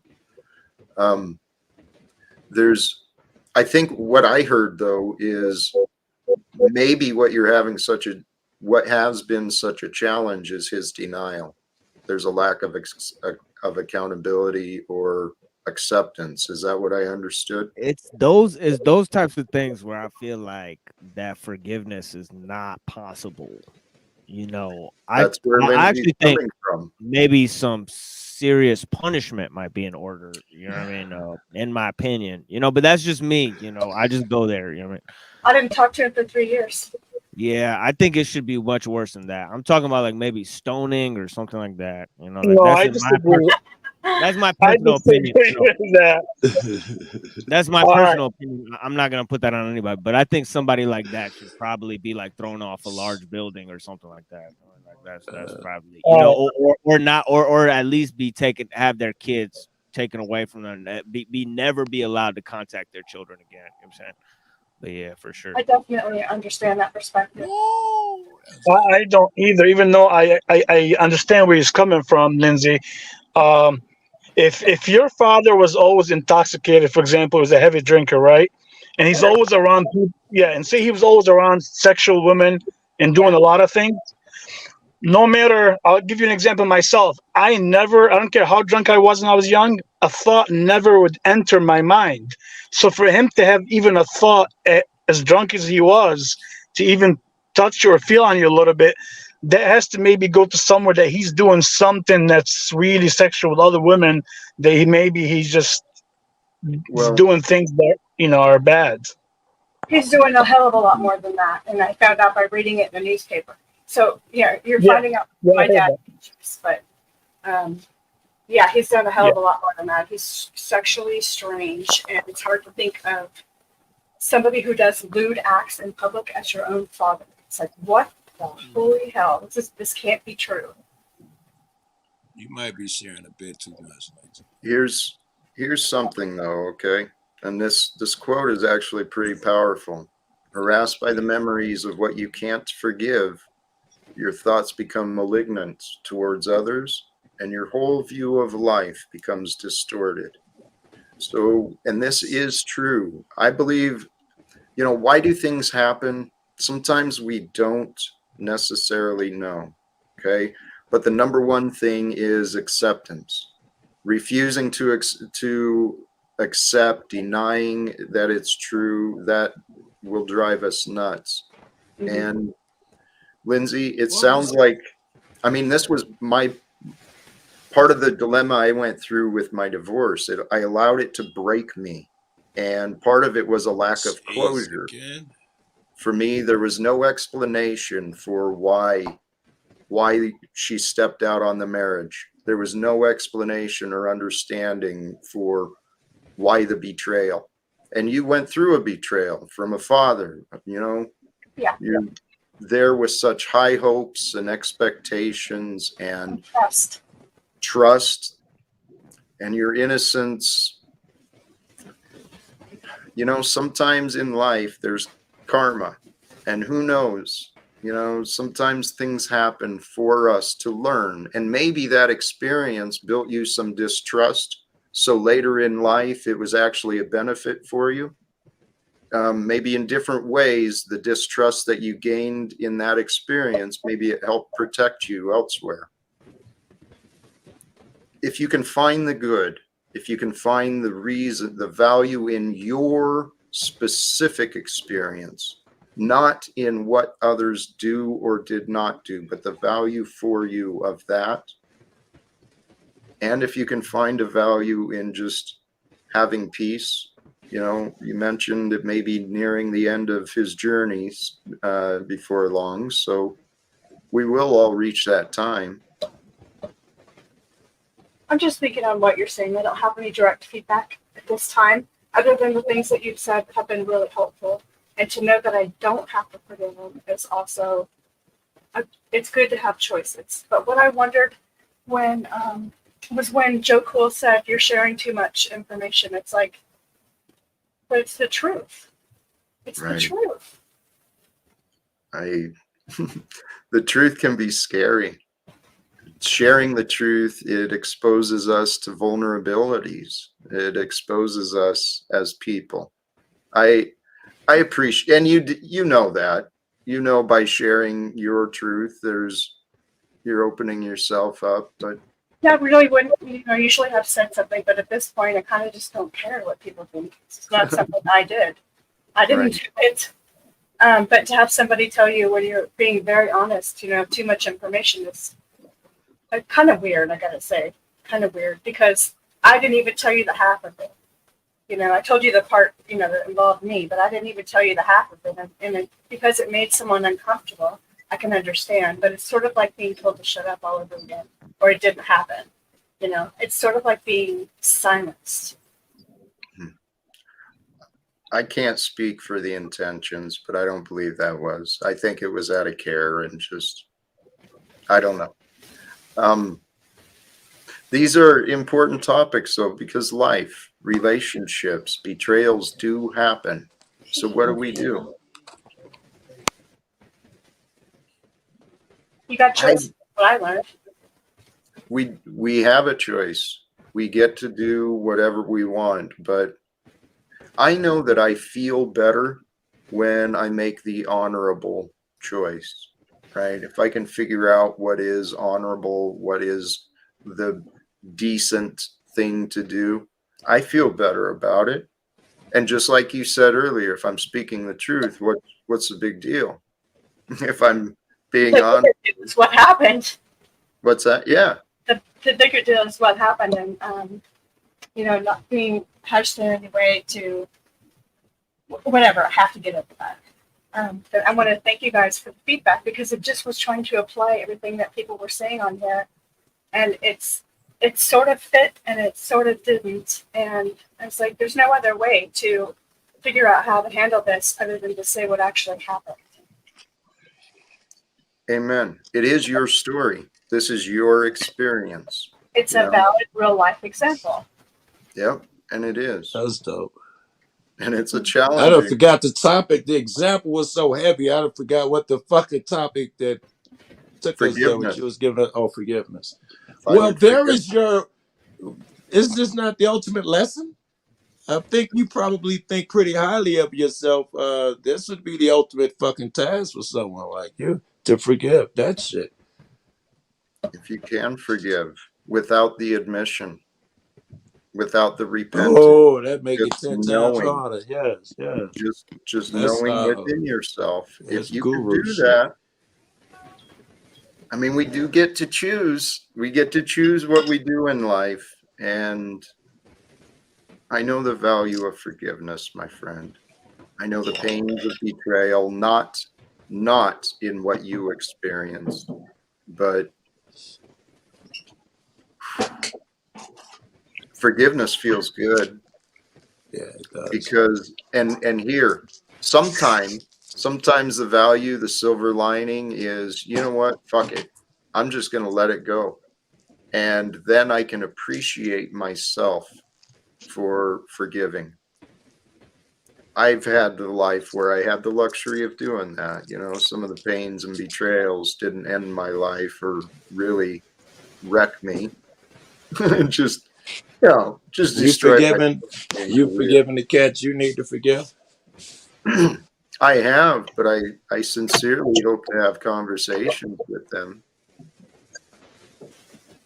I'm still trying to find out what they think I did. This is what's crazy: the punishment and conviction, excommunication without even explanation. Just It sounds like you've hit the exact correct topic. We're talking about forgiving without a person apologizing. And yeah. here it sounds like you're doing the exact opposite. It's a parallel. You have not forgiven because you need that explanation. If you let go of loose of No, let no, loose no, of no, that, no, no, wait, no, you no, didn't hear no. me out yet. If you let loose of that explanation, the same way a person lets go of that expectation of an apology, then you'll be better off on this side of the equation. Joe, I don't need anything. I know the value of forgiveness. I know these people are foolish for choosing to live with this resentment, particularly at me. You don't even know what they're mad at. I think you just said. You don't even know Joe, what's in their head. exactly. They've never stopped to allow a conversation. And here's the reality, Joe. I know that the truth, if they understood the truth, they'd have no anger. They might even be filled with joy and excitement, Jack, like if you I often am. Jack, I mean, if you would please allow me a little leeway here. I do not mean to offend you. no offense, but All right, let me go say, ahead. I would assume that you do the same thing to them you do to us. When we have something we believe is the truth, you would take it as an attack or call us stupid, or you think, how come these slow people can't get the truth? I assume you could be doing that same shit to them. The same way I think I be holding the truth Hey, and Joe, correcting shit. You Joe, think I'm done? Joe, you're Yeah. assuming conversations that haven't taken place since 2018. Okay, I stop was assuming the I worst. wasn't assuming any conversations. You already said you ain't spoke to No, them in a while. No conversations came you're in here. saying I'm picturing your conversations going just like this, and if they bring up a disagreement, you'll see it as an Well, attack. I was Joe, thinking before they I'm trying left. to, Joe. Listen, if you listen, No, you're being defensive as hell. You're not listening. You I'm not. cannot be You're because not. you've been really defensive. Oh my God! All right, Listen whatever. to what I'm Go saying. ahead. Try and give it a Go ahead. sincere listen, man. I took the time to say it. Um, if you let I'm assuming again that you guys had whatever conversations you had, and the kid got away, and now he's thinking dad's wrong. You're thinking kid's wrong. Can't say it any simpler. Don't you care about what is true? Because that's what I care about. I care Uh, about what is true, and I'd yes, like but you what get is that. true to be shared. Yeah, I'm guessing he has his truth, and neither one of you may have the Okay. correct one. How do we know? How do we know if we don't talk? This is the entire point, Joe. I know that disagreements and conflicts can be resolved through communication, Yes.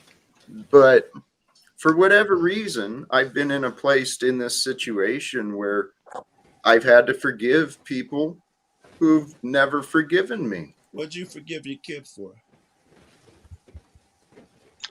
Well, I'm sorry, nothing personal. I do not want to holy hear that shit on the shit, internet. Joe, you don't see okay.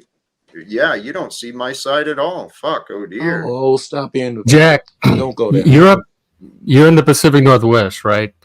Mhm. They do that to everybody. It's a white people thing. Like, that's the culture here. I wouldn't even take it personally. And why do you care what you did if that's the consequences they're going to impose for some little infraction or faux pas that you made and not communicated with you? Why are these the people that you want in your life? Well, don't assume that's, I mean, my life is a yes and, okay? I'd love the people from my past in my life because for whatever reason, I have none. Okay. It's like I became a stranger in this town. I know people all around town. They don't fucking talk to me. They got no time for me, no willingness to even hear my voice. And I don't understand why, but this is the life. It's not a you thing. It's them. Right. That Wait, happens. you're the I've fucking seen that man. happen so many times in this culture up here. It's, Wait. well, No. I see smoke, bro. Like, Are don't you even telling me play that the Jeff? game of like, what did I do to make you act this way? Because that's all it is. If you know you didn't do anything, just go on Jack, about your life. didn't you say you were an alcoholic at the time? I'm not going to sit here and fight with you. I'm trying to No, understand it. I know. That you had the drinking problem, so maybe you did something that offended them while you were drunk. Okay, well, it's very possible, but I got sober in 2016. Can My we go? life Okay, I'm sorry. appeared, my life appeared to be improving, and I've explained this before. There's something bigger than me going on in this life, and so far, I'm the only one who's looked at the details of my story. But I got sober in 16.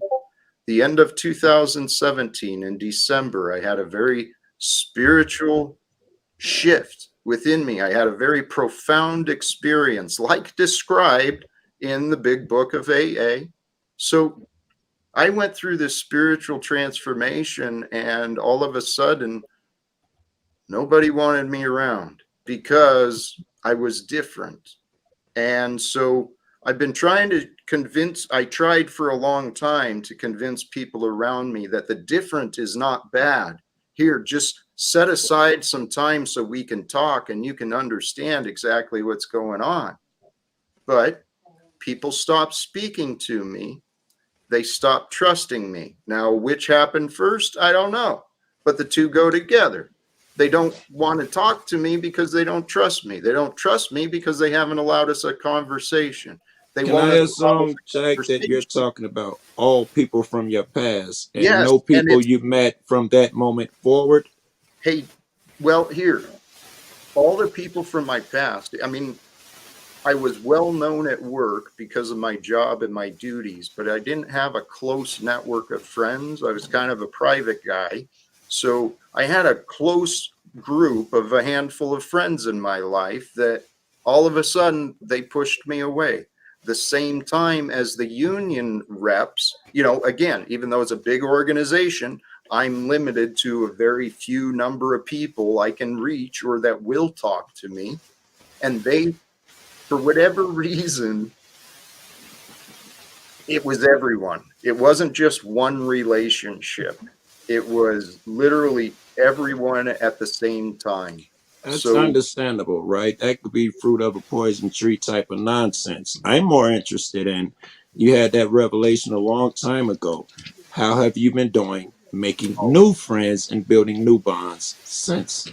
I've been trying, but honestly, I know what I present.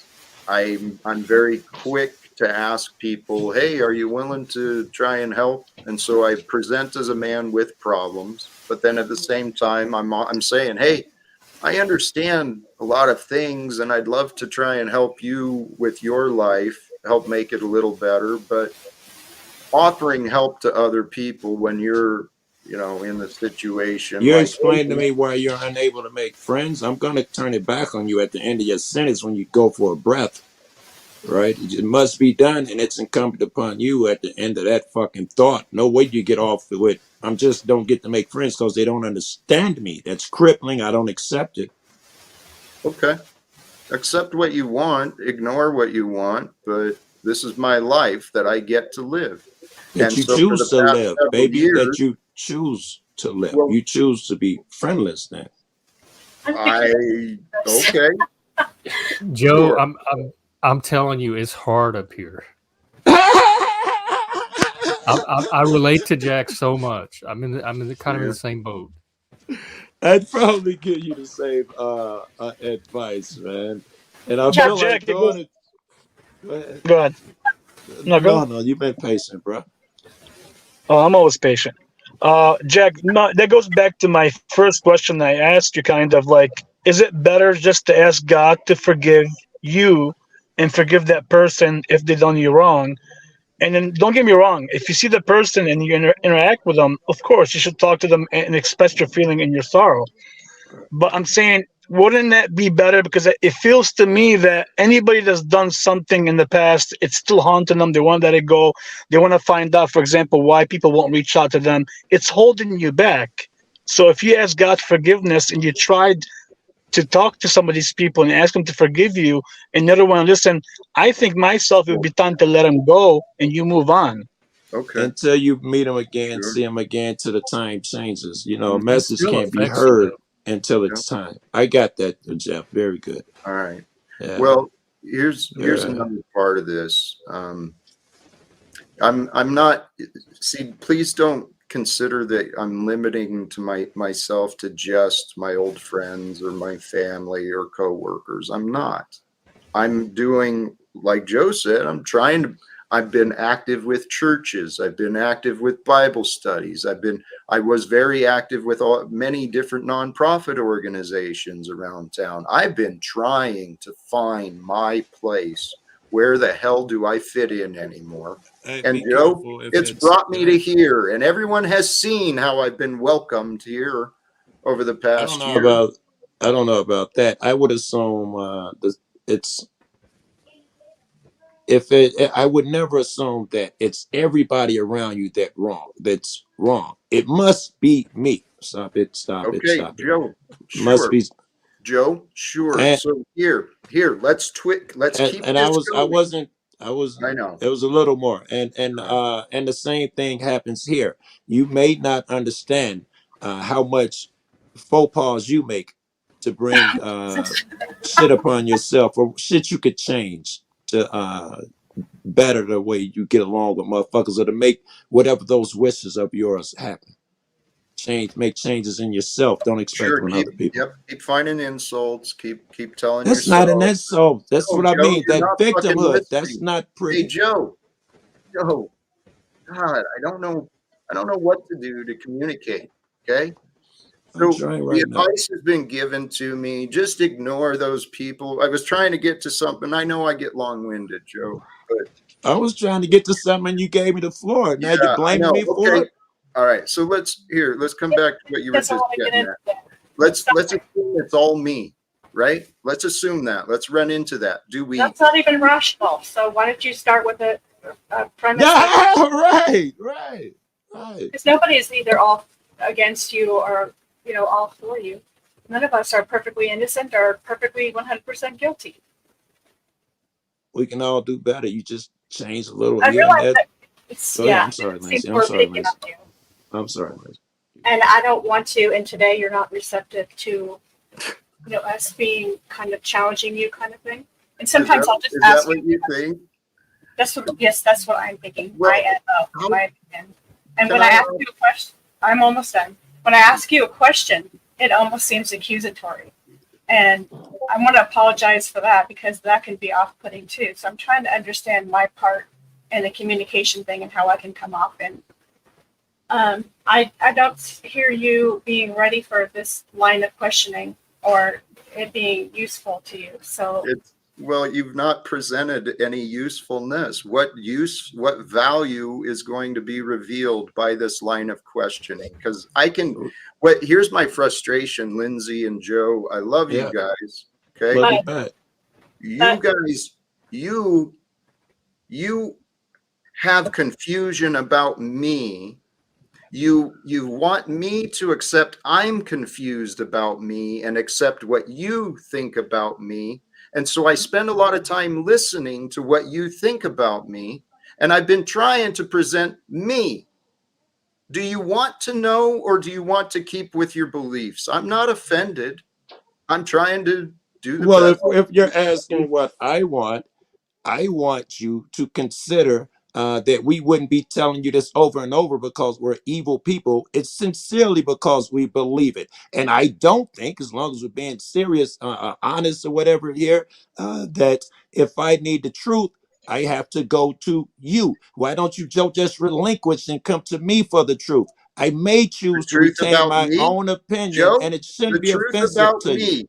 Joe, you're going off on this emotional I'm not context, and you're emotional. not I'm not. Stop it. Just talk. okay. Whatever, please.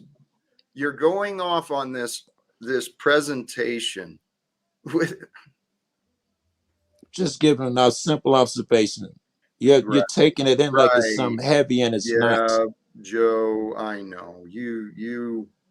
This is one of those moments, Jack, where you choose. There is only the now. You're mad. Joe. You think people give you a I'm not shit mad. time. There I'm is not only the mad. now. Chill the hell out. You're talking to yourself, dude.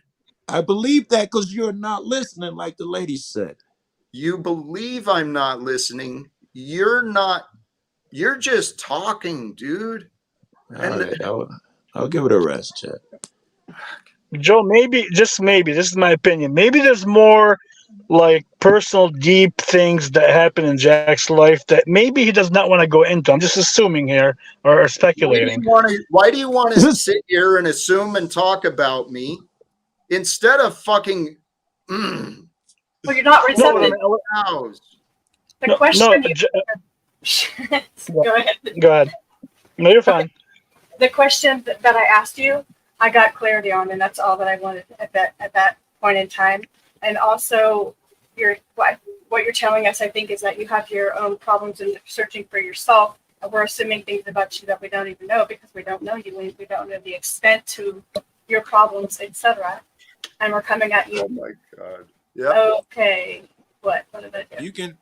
I'm trying to say you're not receptive to it, as in you don't want these little question series because you feel attacked. You're here to try to help people, so you don't want us to get into this right now. That's all. And I got it. Okay, thank you, because you're partially right. Yeah, for despite my flaws, despite the opinions of others, and despite that there's been many people who disagree with me, I actually still feel like I have value to offer.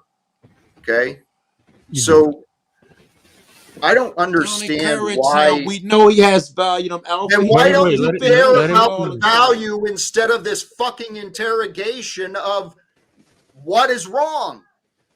I mean, I'm not. Toilet bowl. Oh dear.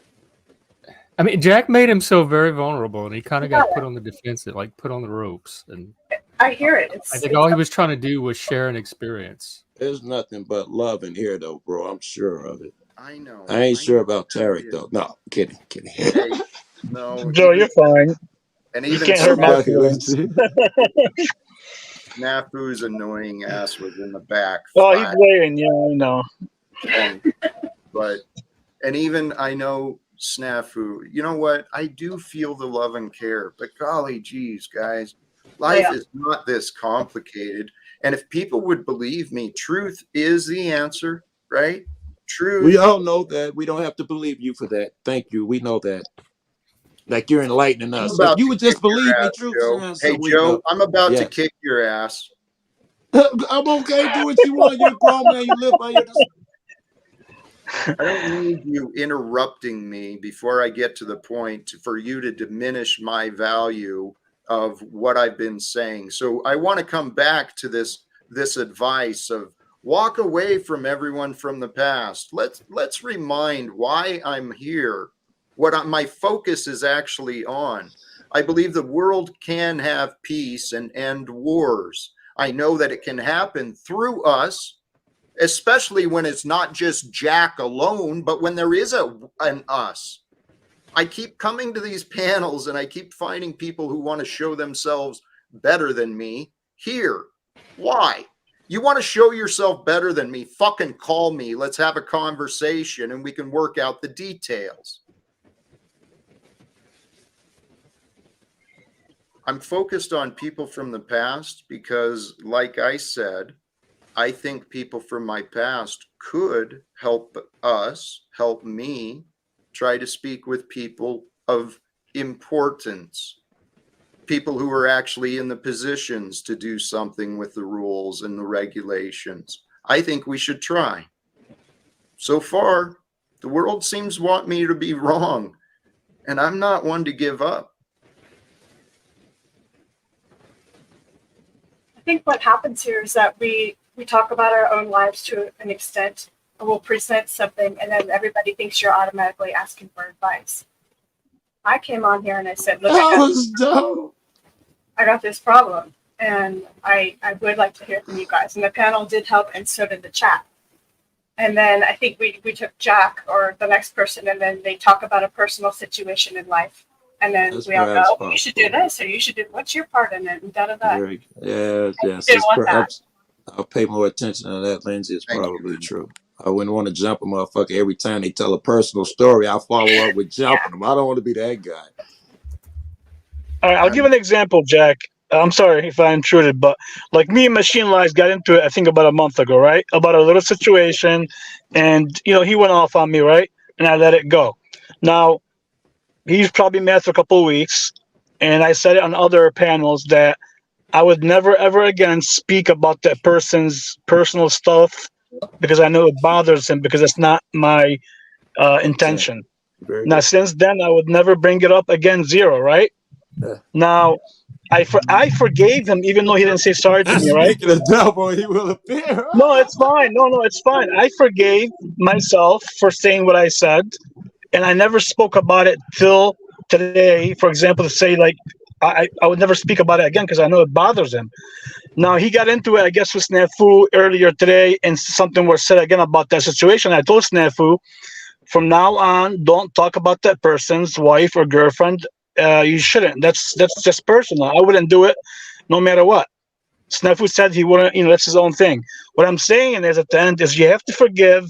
And I'm assuming Machine Lies maybe forgave me or not. I'm not gonna sit and wait for him to forgive me because that would hold me up. I forgave him. If he's a good person, he'll forgive me as well. If not, we just let it go and be. He's sitting right there.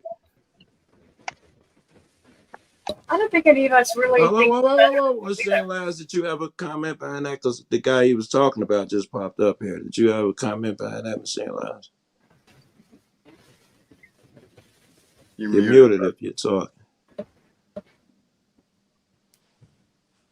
All right, it's a video we're about to get porn about. All right, and I just zoomed in. I don't even know that that's Machine Laz. I just zoomed in. Yeah, I don't know. Tiny ass phone.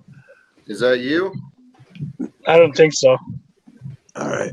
Hey guys, can you guys hear me? Yeah, I hear you now. Okay. Yeah. Yeah, this is me. This is the Machine Lies. Right. Oh, we thought we were getting phone bombed. Yes, I was totally waiting. Eric wants to know if you forgive him or not. No, Yeah, I don't know. I can't hear you guys good for some reason, but all right, I hear you, pal. Okay. Yeah. Lindsay, I'll have to just come back in when I get home. I'm sorry, guys. No, it's all right. Respect. Thanks, brother. Lindsay, if you can remember what you were saying. I just want to clarify that I don't feel like I'm better than anyone here. And I do when I say I'm mad at somebody with or don't like people with abuse issues or drug abuse, et cetera, et cetera. If I'm talking that way, it's purely from emotional perspective and not meant to be an insult or to indicate that I think I am mighty. I get that. Speak for myself. Hey, Lindsay, thank you. You actually present with a very strong and authentic nature. I appreciate you and the observations. And you have asked some questions that may have been uncomfortable and may have pushed you a little bit, but your heart and your care has been there, and I've seen that. Thank you. And you're better at it, Lindsay. You have far more couth than I. God knows I don't want to trick a Far Jack, but more I than suck Joe. at it, right? You Yes. do it so much better than I do Yes. it. Same question, but you do it so much better. Well, I figure it's like a give and take. If you're going to be vulnerable here or expect other people to be vulnerable and tell personal things and share things, then you owe a little bit too. You know, it's kind of give and take like a relationship. Oh Lord, Yes, look what Jack. said. You're probably going to Nazi block me when I say this, but what I've observed is you can't take challenges. You get Nazi caught, then you get angry, and then you fucking turn into a victim, blah, blah. And if this is how you treated your family, maybe that's why they're not coming back to you. Maybe that's why you don't have friends. You guys cupcaking with them. No, you need to tell them the truth. You're delusional. You're fucking delusional, and you treat people like shit, and that's why people fucking probably treat you the same way. All right. Well, snafu. Let's run with that. So Yeah. I'm Yeah, you can't even Do take not interrupt challenges him, from friends Snafu. He who let actually you care get about all you. that out. You get Snafu, angry do caught. not interrupt You get him. He let Nazi. you get all of that out. Don't interrupt him. yeah. I'm completely to blame. And so you're right. Until this time, I've just been nothing but a tyrant. I've been Nazi caught, censoring, and just abusive towards everyone. So now what? You tell me. Is that what happened with your family? Is when the two people who care about you come up here all the time, especially that Lindsay chick, whatever, they fucking came out here trying to I should say challenge you in a way of helping, but you always take it as offense. You always take it as offense. You know, I'm not Why going does to that bother cupcake with you? you. I'm not going to. I'm going to That say was you are a fantastic. delusional fuck, and maybe that's why your family fucking doesn't want to talk to you because the way you treat people when you get mad if they try and Snafu, are help you you. the model of how to treat people? Are you the alternative? Thank you. Hey, Gen X, do you have to always rock in a chair like you're Hey, rocking No, them not when you always. talk? Just from my body. I do Besides all the right. rock. The But time, again, I don't know but why any of that bothers you. I don't Yeah, know. again, Gen X, fucking what a great name. Hey, But Jack, Snafu, two are you people the literally example? tried to help you with Hey, advice, and Snafu. you snapped at them. Okay, so are you the example I should follow? I should No, be. I just observed it, just like you say, Oh, observe it, okay. observation.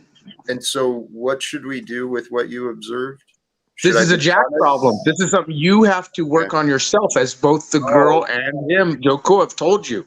All They've told right. you multiple times So, how many in a times? nicer way, uncupcaking it versus what I'm doing here. They've done it in a cupcake way. I'm straight up taking the icing I'm still off. not you sure know. what Jack did wrong. I haven't heard anything yet that What he did did Jack wrong, do other wrong? than The other minute he people was on the panel challenged in assuming he any did. instant, he got Nazi caught, bro. You I didn't know see that's it? You didn't see? I don't Joko see didn't say Nazi anything or out he of angry. popped line. me, but he Neither did was Your Lindsay. very Nazi meter is patient. off. He popped me, but he was very patient and he brought me back up. You know, that's like progress. I would not even go complain about that shit. Right. I see progress here with Nazi caught in this moment. I get it. But I snafu. also been sitting in the dungeon fucking for a minute, and he knows. Snafu. And what's funny is, you know, I sent you a video, right, the other day, right? Of some real shit going down. And what was your answer? Oh, it's egotistical. I could care less. Da, da. But that deals with real optics of real shit, right? No, you say Yeah. it. You Well, say again, it's just like you said when Joe what I and Lindsay said were was giving you advice, you what didn't I want to listen. what I said was I listened for a while. It sounds like egoic imaginations to me, but best of luck fighting your many enemies. So patent developers of URL tracking hacking that we've been involved in, showing you the I patent, know. showing you what they're about, is egoic and full of it. What I Yeah. saw was people But let's bring this reporting back to on you, other Jack. people How come you reporting. get so angry when even good people try to You know help what? you? Is that I'm what happened with you? tired. That's enough snafu. Let's take a break. Welcome, Goblin. Hey, how you doing? I'm feeling better now. It's like when Snafu leaves, it's just whoo. The air Yeah, that's was what I stopped in here to tell you real quick, man. Don't let him lower your vibe and what you're working on with yourself, man. I know you don't need my advice, but we've been going through this for so long now. It's old, you know. And I'm glad that you were having a great day too, man. When I see people doing well, it enlightens me as well. You very know? good, Bobs. Thank you, Goblin. I'll be honest. That's kind of the hope I'm at. I don't feel like I'm doing a lot of good, but I do know that people they're receiving some encouragement and some hope.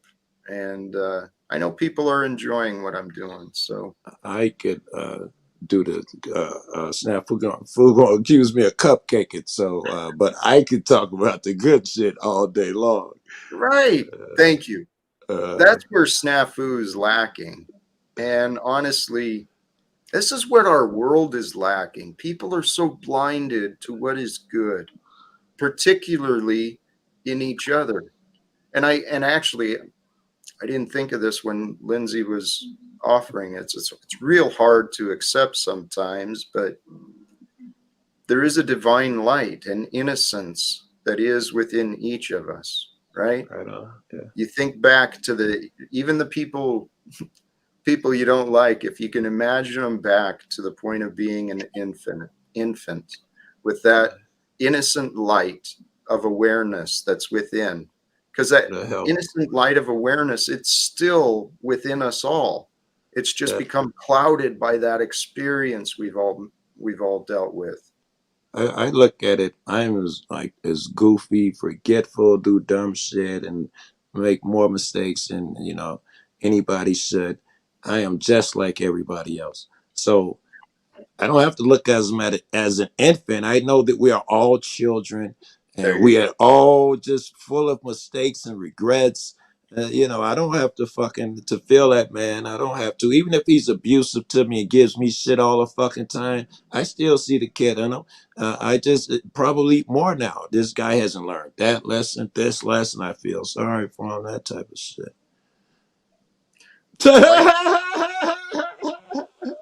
And just to add to that, Jack, we're told to count our blessings, and if we don't even acknowledge the positive in our life, how are we counting our blessings?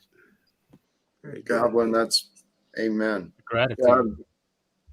Machine Lies and we got on the topic of words earlier, the power of words, and truly through our expression, our voice, the energy and power of words, we are bringing blessings or curses every time moment. Yes.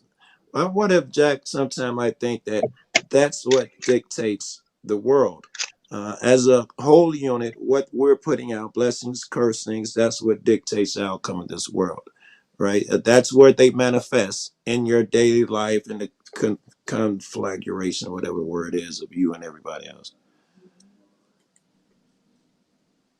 Well, I have to run, but Jack, I just want to say I felt your story. I feel like I relate to it, and maybe you're just not easy for everyone to understand. Like they have their own limitations as well. So find the people that next time I'm over there, Jeff, remind me, man.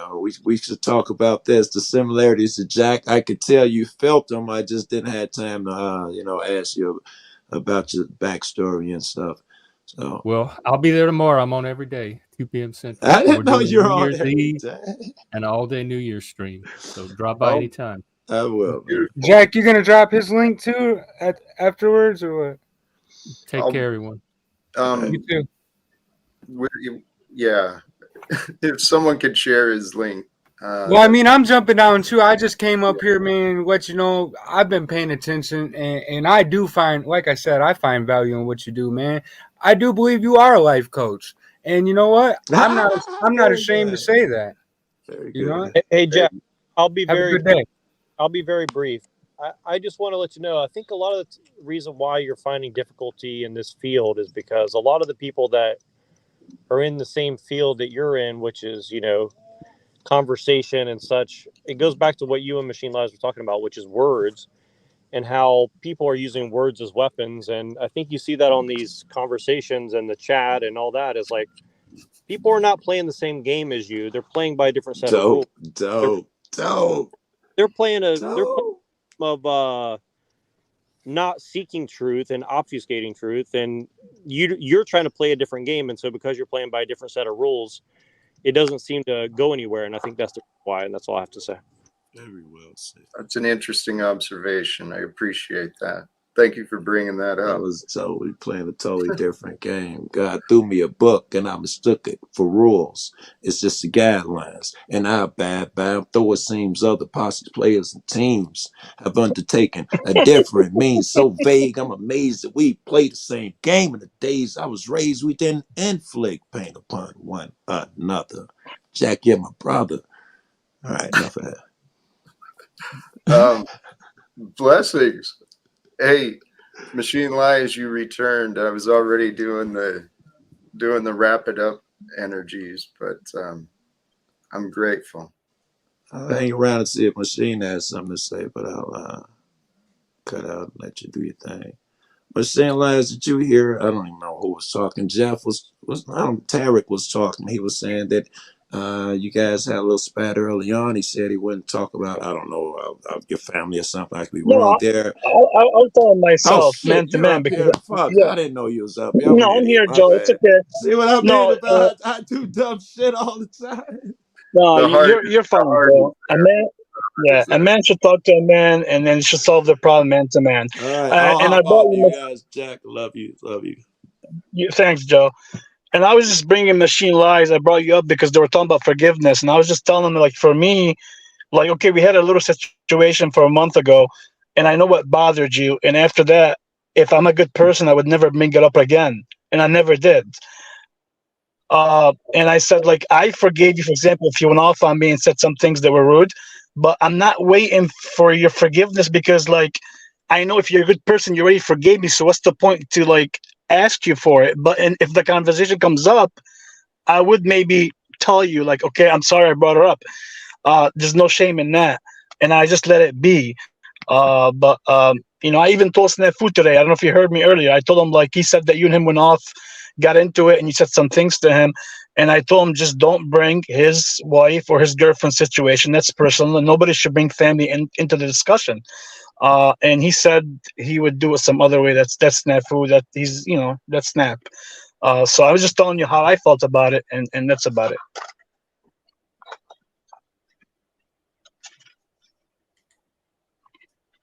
Thank you, Tarek. Oh, you're welcome. And Jack, I'll jump off. Thank you for having me on. Machine Lies, thank you. God bless you all. And then we'll see you God tomorrow. Respect, Tarek. Thank you, brother. Yep. Yep. Peace. And some things get the response they deserve. You know what I'm saying? I'll just leave it at that. But you know what I mean? But to anybody on here that was talking about my personal situation, I have no reason to talk to you. So, if I was here online talking to you, you had a very privileged opportunity to come in contact with me through this platform, and you should have considered it that. But since you didn't, I have actually no reason to talk to you. I have no reason to talk to Toilet Bowl Earth or Paul Enslaved or any of these characters. Sayonara, you have a good life, and you have a blessed time, and you're praying for my downfall, when I was in a rough spot. And actually, if I do see you and face to face, I'd like to see you repeat those things you said to me in person. All right. Let's take it there, because these people act differently in private conversations. So, it is what it is. I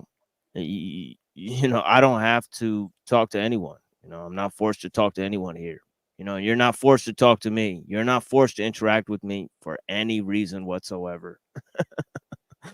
I'm here to talk about philosophy and political science and history and those various themes that I like to cover, because they intrigue my sense of what knowledge can mean in our time. You know what I mean? But yeah, bless you guys, man. I have to press back though, brother. You're missing the point of what I'm offering. Okay. The forgiveness, you bring up very sound, I have no arguments against anything you said. People, I trust this will happen in the future. People should feel grateful about the opportunity to share a conversation with a man like you, with the wisdom you share and what you've grown with. And that applies actually to even punks like Flow State too, though. But there is some level of gratitude that can be offered. And Yeah, you're right. just like right now, this little punk ass little bitch, Toilet Bowl Earth, wants to say that he doesn't talk about me when there's hours of footage of him watching my show. Yes. Go eat your own words, you Yes. dumb little motherfucker. Stop, It's disproven by exactly the shit that's coming out of his mouth as he speaks is a fucking lie. Like I as know. he's saying it. Machine So lies, it's like brother. wow, dude, like go suck your own dick. Like, what is even that supposed to mean, Brother, dude? Like, hey. what a stupid little faggot, alluding to me sucking my own dick when Hey, he's there sitting there watching my show for hours. You're a little fanboy, little bitch. so please, You have a brother, problem. golly jeez. Here, how about this? How about That's the problem is that they you know, it's like these people lie like every single word that comes out of their mouth is a lie. Brother, right? brother, you'll feel better. You'll feel better. Just simply appreciate you are not them. But don't judge them so harshly, because there's a greater power that brought us together. And you know, we don't want to shy away those who have an opportunity to learn, in my opinion. But Hey, I heard with you. the risk. Go ahead, Moose. Sorry, I was lagging. I heard you guys. I heard TML. I wanted to give you a piece of advice because I oftentimes get in these kind of wars with people. I get in these crazy like drama wars. It takes two to tango. If you ignore him and you act like he doesn't exist and you block him, you don't let him around. It's like he never exists, and all his power and all his annoyances they disappear. I Yeah, think but they have a bromance. what power? Like, what are you alluding to? Like power? Like Well, you think not somebody not like talking not shit on the exactly internet is power? Like that's not not power, power, but brother. the Like power to that's annoy you. You know what I Yes, mean? there you go. Maybe not power, but maybe annoy I'm you. just bored. Maybe I'm bored and it's entertaining. All right. Oh, all Now right. that could be, but then you got to own that. Huh? Well, then that's fun. Then Well, I'm not. I'm not. You know. I wouldn't engage in it. I wouldn't make fun. You know, it's fun. It's fun to me to watch how ridiculous people are. To grill them on it, to expose them. I mean, this is short work for me. I mean, people are gonna come up there Okay. and say and LARP as a Christian philosopher. I mean, it's gonna be short work for me. I mean, you know, when they don't even know the 10 Commandments, that's short work. The That's machine short lies. work. Machine lies, brother. Here's something. A part of our gift is wisdom, and you're right. It can be short work. Knowledge, you know, too. Yes, Just before wisdom, because these people can't play the brother. knowledge game. You know, Right. the So wisdom game is what, how we outdo the foolish is through our humility and our grace. They can be as toxic and as obtuse, abrasive as they want. That's how I do it. You know, I know. make a show where I talk about issues that are going on in the world. Like today, I talked about nanotechnology. They make a show watching my show. Yeah. So it all works out. It all works out. You know, I get I gotta double say, you promoted. have some of the dopest thumbnails. The Oh, dopest thumbnails when you had like thank Humpty Dumpty or whatever. the two. Oh, I think that was yeah. Yeah, actually EBT made that thumbnail. I just stole it from him. But yeah. He stole it from him. All right. Yeah. Hey, I'm ready to wrap it up. I want to thank you guys. Parting words. Peace and love, brother. Take it easy, boys. Thank you, Moose. Respect. I'm gonna do my own words at the end, but I'm telling you, brother, forgiveness, it feels much better. Feels much better. But if you're gonna own it, if you're gonna enjoy it and you know have fun dropping to that level, well then own it. Okay. It's forgiveness. Like I practice forgiveness in terms of the level of involvement I have with people. If I have very little involvement with you, then yep, I straight up jacked your thumbnail, just like you tried to jack my watch my show, sit there and watch my show. I'll jack your thumbnail, you stupid Hey, little bitch. right on, man. Yeah, that's right. Yeah, now go watch another episode of mine, little bitch. You know, All right. All right. but the thing with me is that if I'm barely engaging with you through this very light sort of median, and even then you're ready to you're a loose cannon, you're a drunkard, you have no self-respect, you're willing to talk about all types of sodomite level deranged sort of degenerate sort of topics. Talk to women that way, talk to old men that way, talk to old women that way. You disrespect people that way. People with families, people without families, you don't care. So that's the problem, is that you're equally disrespectful and hostile, and I don't have to engage with you, for any fucking reason, because I'm a professional on here in the type of craft that I present. In terms of I mean, if I'm talking about history or philosophy or something, I'm trying to present it in the most professional means possible. Not that I'm saying I'm a professional. All the help I give and offer and receive, well, I'm sorry about that. I don't know if I'm coming in correctly, but yeah. I think I froze us, dropped us there. But yeah, anyways, any of the help I need and offer and give is unprofessional, but I try to keep it to a certain minimum of quality in terms of my panels and the subject material I present. And as I get a higher level of engagement, I want Red 40. Yeah, you're right, brother. But yeah, bless you guys, you know what I mean? I'll take Red 40's cue there. Yeah, bless you, man. Because I'll just keep going. Yeah, man. Thank you guys. All right. Respect to you. Thank you, my brother.